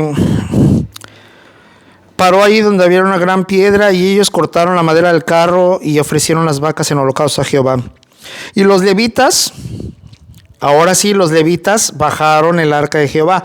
Nadie puede tocar el arca más que los que tienen la unción y la autorización y la capacitación para tocar el arca, que son los levitas. Ellos sí pudieron tocar el arca y la bajaron. Y también bajaron la caja que estaba junto a ella, en la cual estaban las joyas de oro, y las pusieron sobre aquella gran piedra. Y los hombres de Bet-Semes sacrificaron holocaustos y dedicaron sacrificios a Jehová en aquel día. Era un momento de felicidad, porque había sido regresada el arca, ¿sí? Pero aquí va a haber un pequeño problema. Primero, está bien que haya llegado en manos de los levitas el arca, pero llegó a un pueblo que no estaban acostumbrados ellos a tener el arca, porque recuerden que ustedes que estaba el arca originalmente en Silo, ¿sí lo recuerdan? Donde estaba Elí, el juez, el papá de los dos que se murieron. Estaba, como quien dice, en la capital de ellos. Y llegó a este pueblo fronterizo, y este pueblo fronterizo estaban felices porque estaba ahí el arca, pero no supieron tampoco respetar la santidad ni la deidad de esa arca. Ahorita vamos a leer. Dice, cuando vieron esto, los 5 príncipes de los filisteos volvieron a su ciudad a Ecrón el mismo día. Dijeron, ya llegó allá llegaron las vaquitas, vámonos. Ya no queremos tener que ver nada con esto. Estos fueron los tumores de oro que pagaron los filisteos en expiación a Jehová. Por Asdod, o sea, por la ciudad donde llegó al principio, donde estaba la casa de Dagón, un tumor. Por Gaza, otro tumor. Por Ascalón, otro. Perdón. Por Gad, otro tumor. Y por Ecrón, otro. 5 tumores. Y los ratones de oro fueron conforme al número de todas las ciudades de los filisteos, pertenecientes a los 5 príncipes. Así las ciudades fortificadas como las aldeas sin muro, la gran piedra sobre la cual pusieron el arca de Jehová, está en el campo de Josué de Bet-Semes hasta hoy. Ok. Jehová había traído el arca a su pueblo sin la mano de los hombres. Fue Jehová el que trajo el arca. ¿Estamos de acuerdo? No hubo mano humana más que los que la pusieron, y las vacas llegó porque Dios regresó el arca a su lugar sin la mano del hombre. ¿De acuerdo? Mostró a los filisteos con ello su poder, mostró su celo de su santidad, ¿sí? Y habría de mostrar también su santidad al pueblo de Israel, para que su nombre siempre sea santificado. Recordemos que todo el propósito de Dios cuando refleja poder y maravillas y señales es para santificar el nombre de Jehová y para que a Jehová se le dé toda la honra y toda la gloria, de acuerdo a nuestro Dios. Ahora bien, el 19 dice, Dios hizo morir a los hombres de Bet-Semes. ¿Por qué? Así es. ¿Cómo es de que los filisteos no se atrevieron ni siquiera a abrir el arca para meter las joyas? Y el arca de Jehová llega a su propio pueblo, a ese pueblo fronterizo, y hacen de la presencia del arca de Dios un espectáculo. Ojo, Dios no le gusta hacer espectáculo de nadie. Dios manifiesta sus señales y su poder para que se santifique y se le dé la gloria. No para que digan, miren lo que hace este Dios. Asómense a ver qué es lo que hay. Porque ahorita esto es bien potente. Fíjense. Entonces Dios hizo morir a los hombres de Bet-Semes, judíos. Eran israelitas. Era el propio pueblo de Dios. Ya habían muerto 4,000 en la primera guerra. Habían muerto 30,000 en la segunda guerra. ¿Sí? Y luego llevó el arca de regreso, y el primer pueblo fronterizo, ¿qué es lo que está pasando? Dios hizo morir a los hombres de Bet-Semes porque habían mirado adentro del arca de Jehová. Ahora, espérense tantito.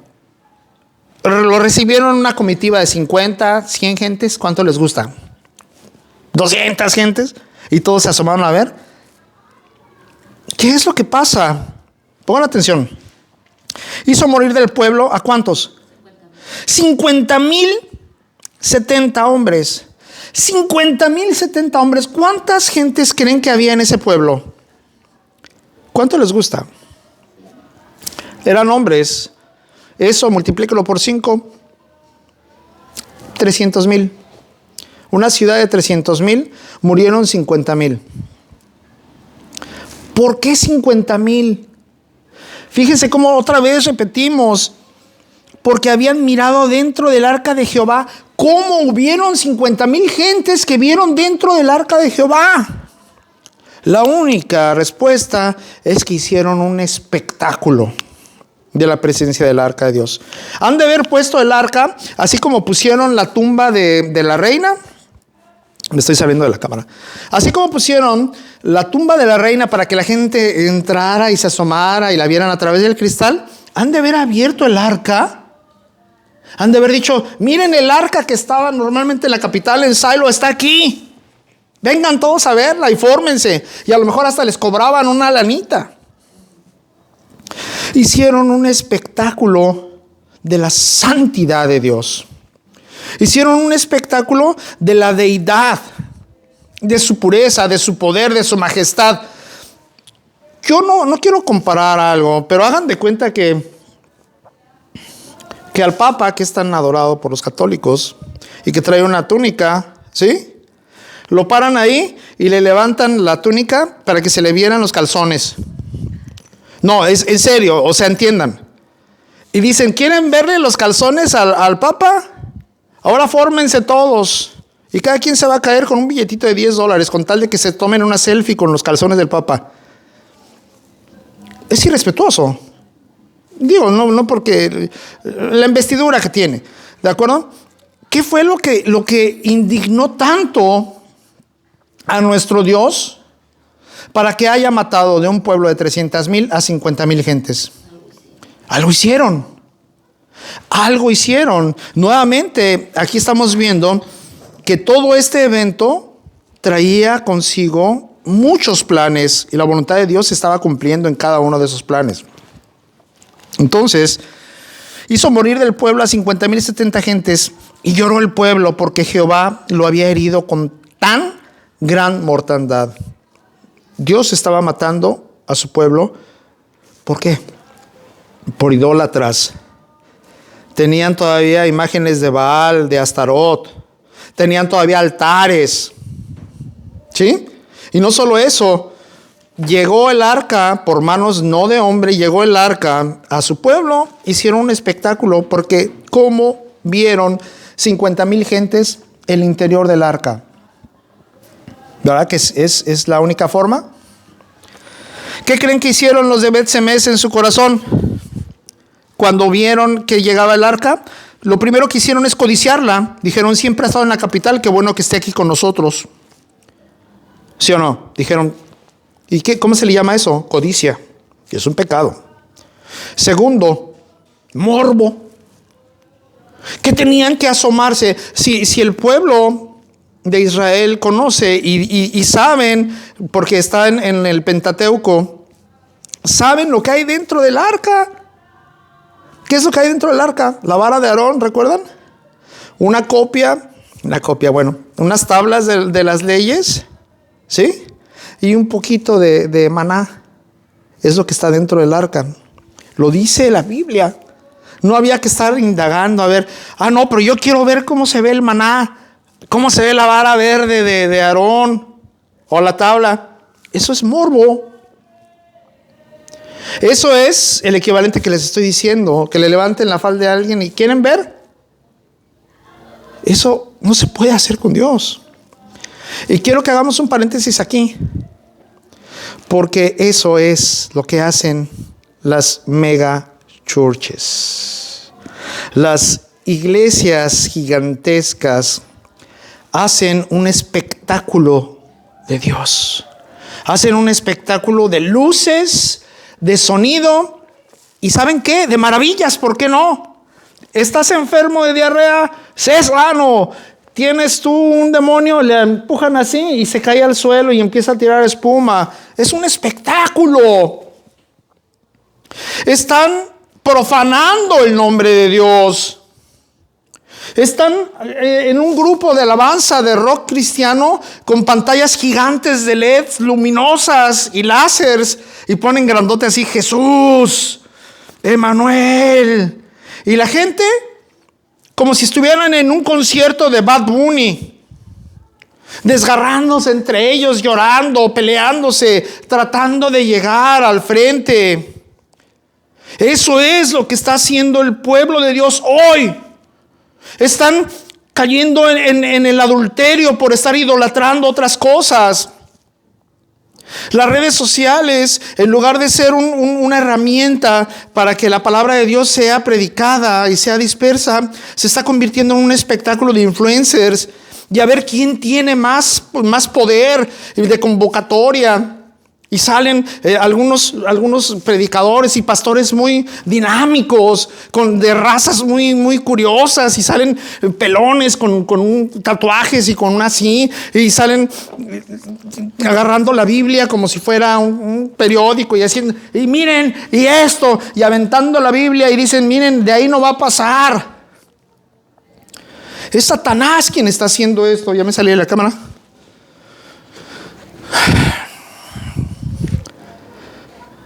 Dios nos ha llamado a que conozcamos su santidad, su soberanía, cómo nos comportamos, cómo nos vestimos ante un gobernador, ante un presidente. ¿Así nos presentamos ante Dios? ¿O decimos Diosito? Decimos el de arriba, el patrón, Diosito lindo, papi. Papito lindo. Oigo esas oraciones y ¿qué les pasa?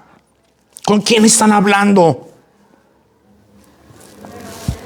Yo no sé, hermanos, pero el Señor tiene que poner celo de santidad en la iglesia. No significa ser legalistas. No significa ser persinados, ser religiosos, sino respetar al Rey de Reyes. Respetar al Creador de los cielos y de la tierra. Tener temor genuino. Porque cada pecado que cometemos, no estamos pecando entre nosotros, es un pecado a Dios. Y por eso es por lo que Dios ha puesto su Espíritu en nosotros. Porque el Espíritu, y ahorita vamos a leer eso en Juan 16:8. Las razones por las cuales tenemos el Espíritu, la principal de todas, es para convencernos, ¿sí?, de que somos culpables, de que somos pecadores. Porque sin ese sentimiento no puede existir el arrepentimiento.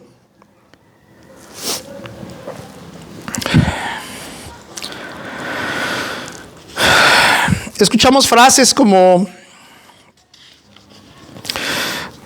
nosotros tenemos que declarar con nuestras propias palabras, somos más que vencedores, blasfemando el nombre santo de nuestro Señor Jesucristo, diciéndole papi, el de arriba. Eso ya lo acabamos de decir.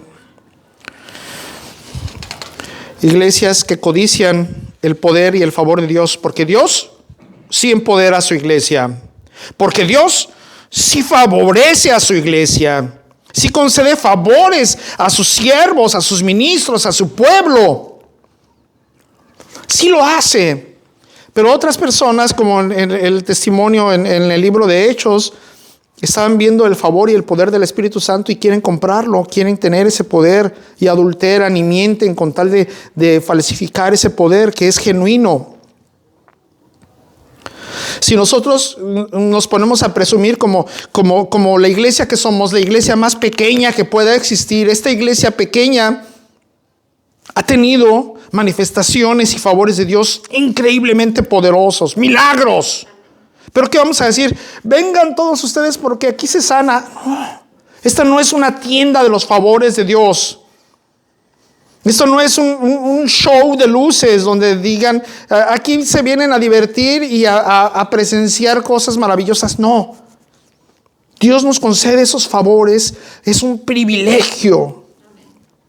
Es como el rey más soberano te extiende un cheque en blanco y firmado y te dice, toma, hazlo efectivo. ¿Qué vas a hacer? Es una responsabilidad enorme y no vas a andar presumiendo, tomándote una selfie con ese cheque. Voy a continuar. Porque es profanar, es falacia estar aseverando que la presencia de Dios está en nuestras vidas si estamos viviendo lejanos de su santidad. Y pongan atención, esto es muy importante entenderlo. No puedes tú decir que Dios está en tu vida si tú vives lejos de la santidad. Si tú vives lejos de la santidad, Dios no está cerca de ti ni está en ti. Lo quieren poner en un lugar que no es la voluntad de Dios. Dios no puede ser manipulado. ¿Pudieron los del arca manipular la presencia de Dios? No. Se llevaron el arca y se fueron a la guerra y decimos, ahora sí les vamos a enseñar cómo les ganamos con el arca. Dios ha de haber dicho, espérame tantito, ¿qué te pasa? No me muevas de donde yo estoy. Yo soy un rey, estoy en mi trono. ¿Qué haces? Eso mismo está haciendo la iglesia hoy. Porque la iglesia de hoy piensa que Dios es un Dios que está a nuestro servicio y que está presente donde nosotros queremos y lo necesitamos, de acuerdo a nuestras necesidades. Y pensamos que nosotros, por el hecho de decir, Señor, Señor, que no hemos estado en las plazas contigo, que no hemos escuchado tu palabra. Recuerden qué es lo que dice Jesucristo para todos ellos. ¿Qué es lo que dice? Apartaos de mí, hacedores de maldad, yo no los conozco. Versículo 20. ¿Qué fue lo que dijeron ellos, los de este pueblo, Bet-Semes? ¿Recuerdan qué fue lo primero que leímos al principio de este servicio? ¿Quién podrá estar delante de Jehová, el Dios santo? El Dios santo, no un Dios santo. Es Él, no hay. Y la palabra de Dios cuando dice Él, en hebreo es Dios.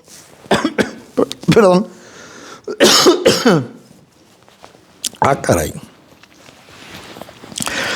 Quien conoce a Dios sabe que Dios es un Dios santo, pero no porque sea uno de ellos, es el Dios santo. Quien conoce a Dios sabe que Dios no es un muñeco de nadie, ni es un pelele de nadie, ni se puede traer colgado a Dios en un crucifijo. Dios no puede estar aquí colgadito en una medalla con una crucecita. No puedes estar en presencia del Dios viviente y quedar vivo. Lo dice la Biblia. La voz de Dios es como trueno. La voz de Dios es como trueno. ¿Quién puede escuchar la voz de Dios? Nadie puede. Y ahorita vamos a ver qué fue lo que pasó. Dice, miren, Dios es fuego consumidor. En el pueblo este de Bet-Semes les costó 50,000 vidas reconocerlo. ¿Qué fue lo que hicieron ya después cuando se perdieron esas 50,000 vidas? En el 21, ¿qué dicen? Y enviaron mensajeros de los habitantes de Kiriat Jearim. Esta ciudad es una ciudad, como quien dice, una capitalita que tiene ya la jurisdicción de Silo o de Silo, donde hay levitas, donde hay autoridades, donde hay personas que conocen a Dios y conocen la palabra de Dios. Entonces enviaron mensajeros a los habitantes de ahí diciendo, los filisteos han devuelto el arca de Jehová. ¿Qué les dijo? Descended pues y llevadla a vosotros. Pero ya antes la abrieron, hicieron un espectáculo y murieron 50,000 gentes. Ya después decían, ¿sabes qué? No queremos ya tener el arca. Igualito que como pasó con la ciudad de Ecrón. Los de la ciudad de Ecrón de los filisteos dijeron, ya no queremos tener el arca aquí. Y están dándole ahora sí el lugar a los que están autorizados por Dios para tener el arca y para saber lo que se tenía que hacer. Porque yo les aseguro una cosa, entre los 50,000 personas que murieron, estaban los levitas que abrieron el arca y les dijeron, miren, ahí está, levitas. Las consecuencias de tomar a la ligera al Dios Todopoderoso son desastrosas. Aún los mismos filisteos llevaron el arca al salón de su Dios, recuerden. Y en el pueblo de los filisteos, aunque no han mencionado exactamente cuánta gente murió, no podemos saber si murieron más que los que murieron al hacer un espectáculo del arca. ¿Verdad?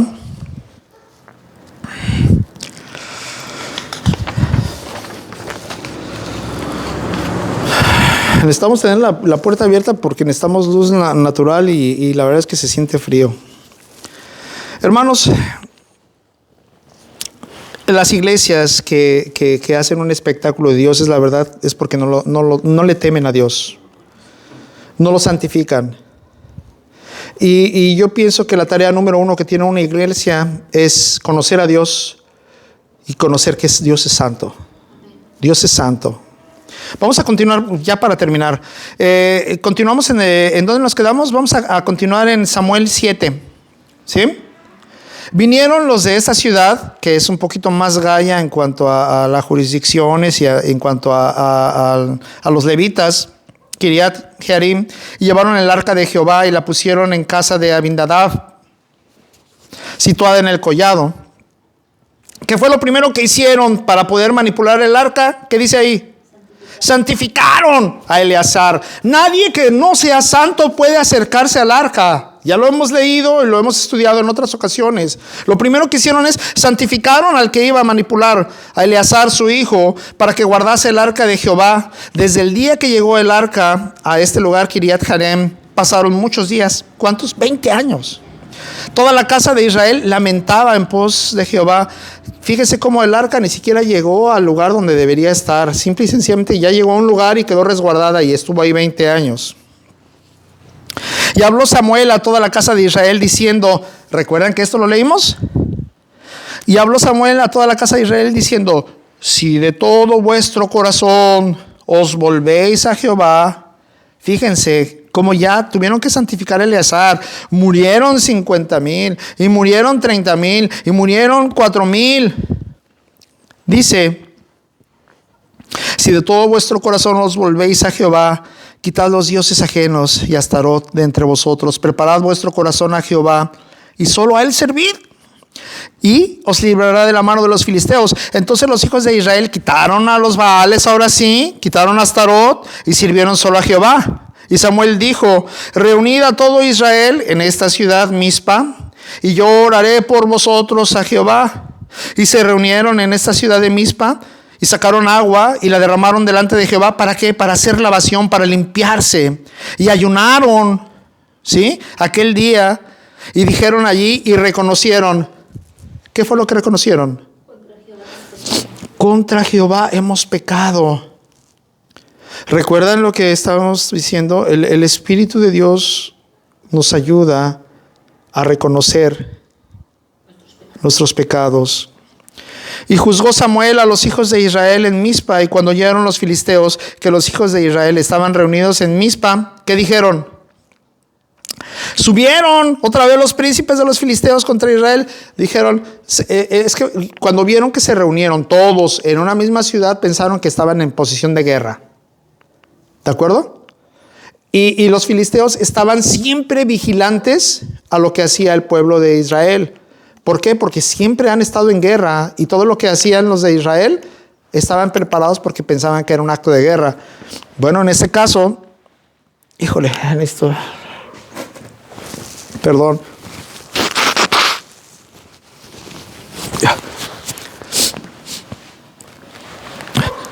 Cuando oyeron los filisteos que los de Israel se habían reunido en Mizpa, subieron los príncipes de los filisteos contra Israel. Y al oír esto, los hijos de Israel, ¿qué dijeron?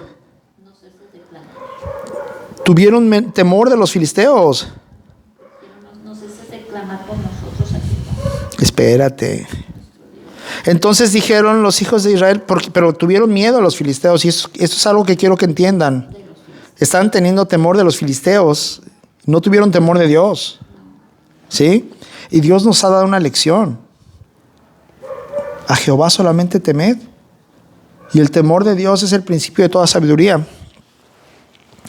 Entonces dijeron los hijos de Israel a Samuel, no dejes de clamar o de orar por nosotros a Jehová nuestro Dios, para que nos guarde de la mano de los filisteos.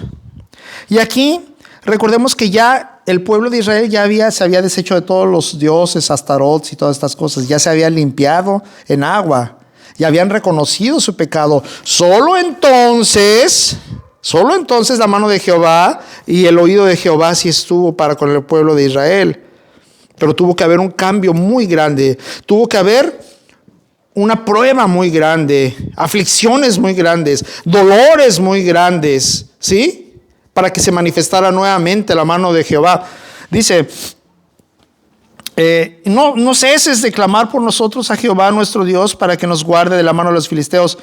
Y Samuel tomó un cordero de leche, ¿sí? Y lo sacrificó entero en el holocausto a Jehová. Estaban haciendo las cosas como Dios había dicho. Y clamó Samuel a Jehová por Israel. ¿Y qué dice ahí? Y Jehová le oyó. Ahora sí, dijo Dios.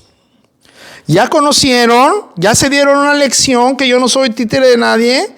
Ya vieron que no el hecho de que agarren mi cajita, no puedo decir que el arca de Dios es una cajita, que tomen el arca de Dios como un talismán para vencer a los demás. Yo no soy eso, dice Dios.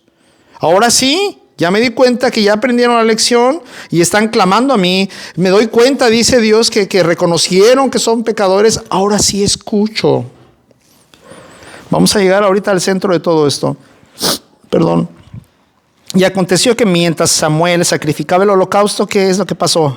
Los filisteos llegaron para pelear con los hijos de Israel. ¿Y qué fue lo que hizo Dios?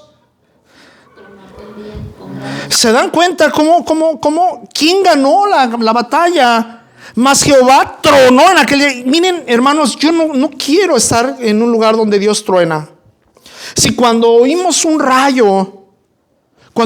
rayo, la sensación que uno siente es decir, híjole, ese poder, ¿de dónde sale? Porque cuando truena un rayo, ¿qué pasa? Las ventanas se hacen así, el piso se siente como se cimbra, se siente el poder. Ahora imagínense el tronido de Dios. ¿Recuerdan qué es lo que pasó en el monte Sinaí cuando bajó Dios en una nube para hablar al pueblo de Israel? Todos los de Israel se orinaron nada más de oír la voz de Dios. Dijeron, ¿sabes qué? No queremos oír la voz de Dios. Mejor sube tú, Moisés. Y lo que a ti te diga, nosotros te vamos a creer. ¿Por qué? Porque el tronido de Dios, ¿qué es lo que hizo para este pueblo? Fíjense, mas Jehová tronó aquel día con gran estruendo encima de los filisteos. ¿Se dan cuenta lo que han de haber sentido estos filisteos?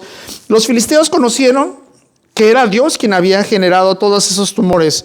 Los filisteos conocían que Dios había sacado al pueblo de Israel de Egipto. Los filisteos conocían que era un Dios verdadero y oyeron que tronó encima de ellos.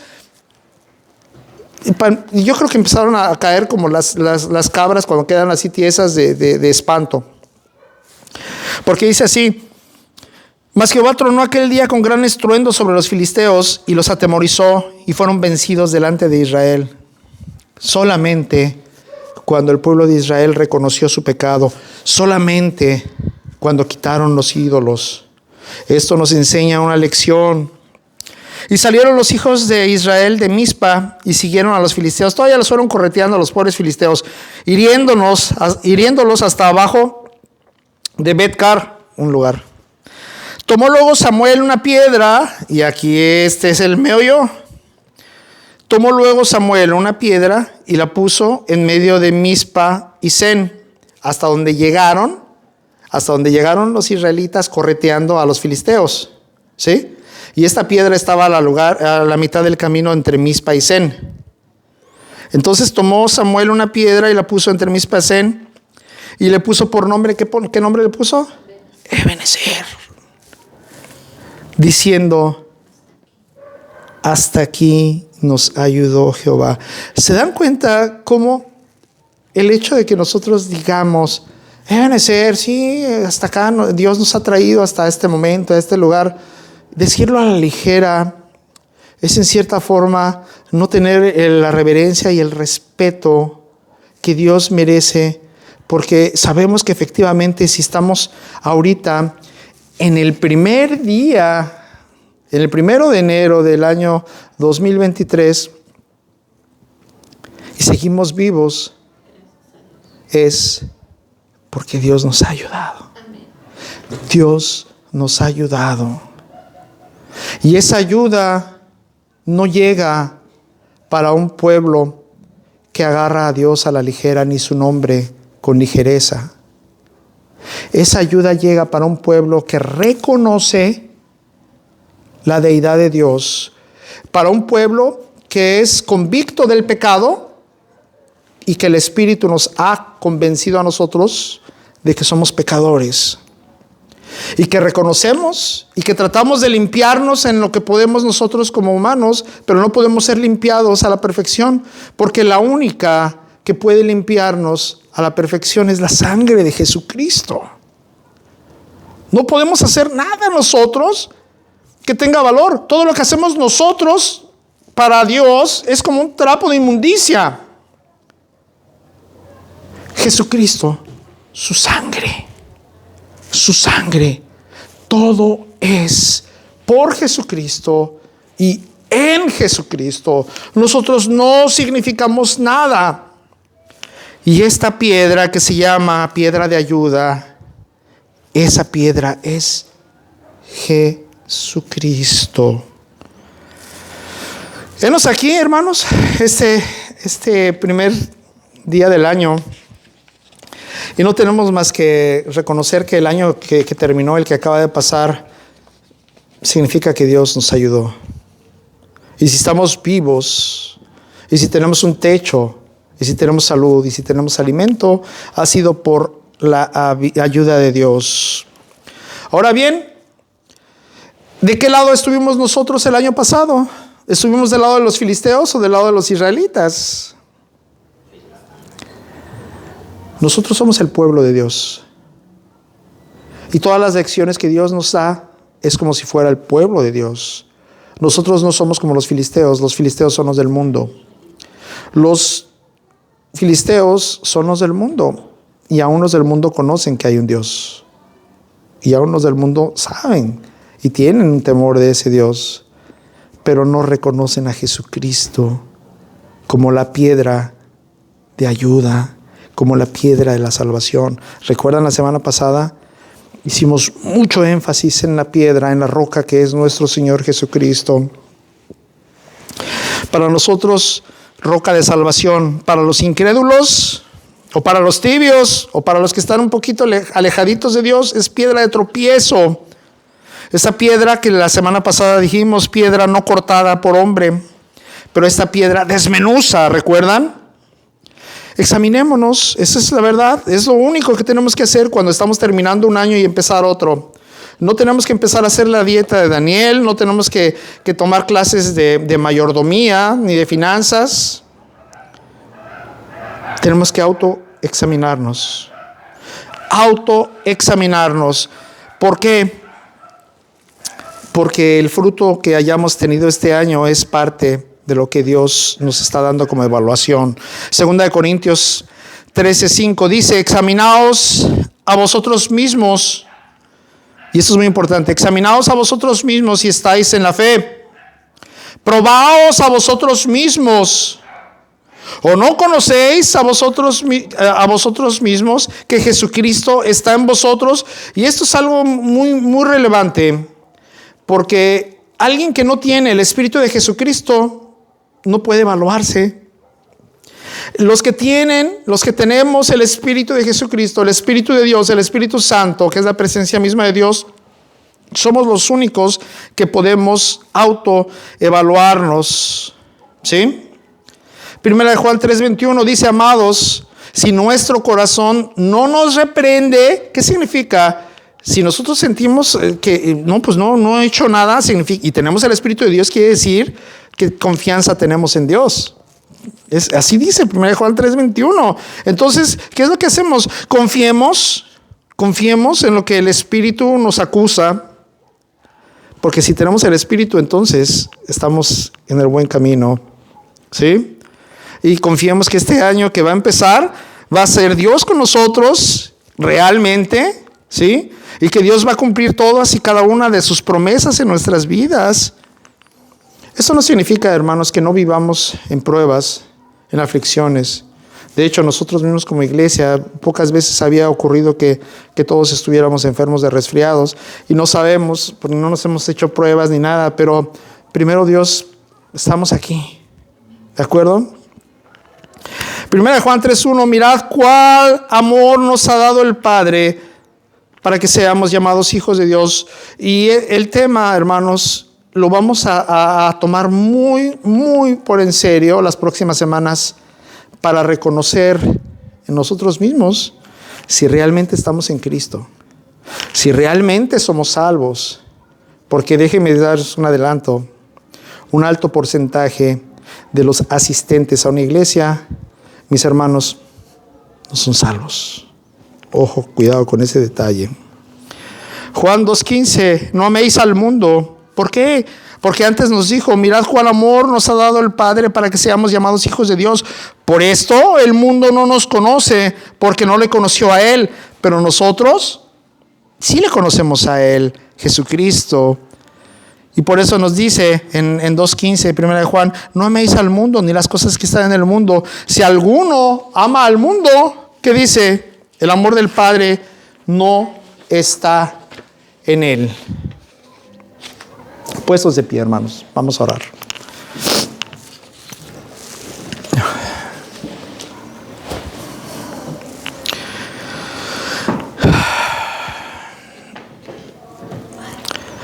Dios Todopoderoso, Jehová de los ejércitos, sabemos, Padre, que tú habitas, Señor, en medio de esos querubines, Padre, y que tu presencia es santa, Padre, es inmaculada, es perfecta, Señor, que tu santidad, Padre, es aquello, Padre, que no podemos nosotros jamás ni alcanzar ni dimensionar, Padre.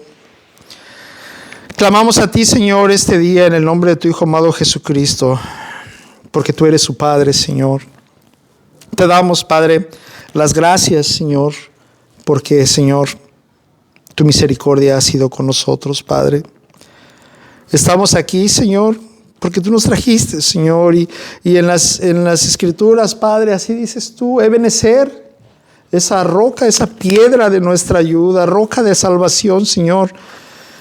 Este día, Padre, te damos gracias, Señor, porque nos has permitido conocer más de tu deidad, de tu santidad, de tu soberanía, de tu poder, Señor. Te rogamos, Padre, que nos ayudes a conocer tu santidad, Padre. Ayúdanos, Señor, a través de tu Espíritu a reconocer tus transgresiones, las transgresiones que hemos cometido, Señor. Llévanos, Padre, de la mano, Señor, este año, Padre. Sé tú, Señor. Mira, Padre, tú nos escogiste antes de la fundación de este mundo, Señor, para ser hijos tuyos. Y en Cristo Jesús hemos sido, Padre, reconciliados y adoptados, Señor. Y cuando nos adoptaste, nos has dado con ello todas las cosas, Señor. Todas las cosas nos las has dado en tu Hijo amado Jesucristo. Reconocemos, Padre, que Jesucristo tomó nuestro lugar en la cruz del Calvario, Padre, y que en su sangre, Señor, hemos sido perdonados, Padre, y adoptados hijos tuyos. A ti sea la gloria y la honra, Señor, porque tú eres el único Dios verdadero, creador del cielo y de la tierra, Señor, de lo visible y de lo invisible, Señor. A ti sea la gloria, Padre, porque por ti fueron hechas todas las cosas, Señor, y sin ti, Padre, nada de lo que es sería, Padre. Y tú, Señor, todas las cosas en ti subsisten. A ti sea la gloria y la honra, Señor. Ayúdanos a caminar en tus caminos, Padre. Llévanos de la mano, Señor, y permite que la luz de tu Hijo amado Jesucristo, Señor, resplandezca en nuestras vidas, Señor, guardándonos de todo mal, de todo peligro, Señor. Estamos viviendo tiempos de maldad. Estamos viviendo tiempos donde a lo bueno se le dice malo y a lo malo bueno, Señor. Estamos viviendo tiempos donde se burlan, Padre, de los que te tenemos temor, Señor, y reverencia. Estamos viviendo en un mundo donde nosotros somos los locos, Padre, pero ellos son los que se casan entre hombres con hombres y mujeres con mujeres, y los que creen que hay muertos que están cuidándolos en los caminos y en la vida, y los que creen que únicamente hemos venido a este mundo para disfrutar del mundo y que después se va a acabar todo. Están ciegos, Padre, están locos. Nosotros, Señor, hemos sido poseedores de la verdad porque tú nos la has regalado, Señor, en tu misericordia, y reconocemos y tenemos una esperanza de vida eterna, Padre, porque tú nos la has otorgado en tu Espíritu, Señor. Gracias, Señor. Gracias te damos. Bendito sea tu nombre, Padre, y esto, Señor, te lo decimos en el nombre de tu Hijo amado Jesucristo. Amén. Amén. Dios los bendiga, hermanos.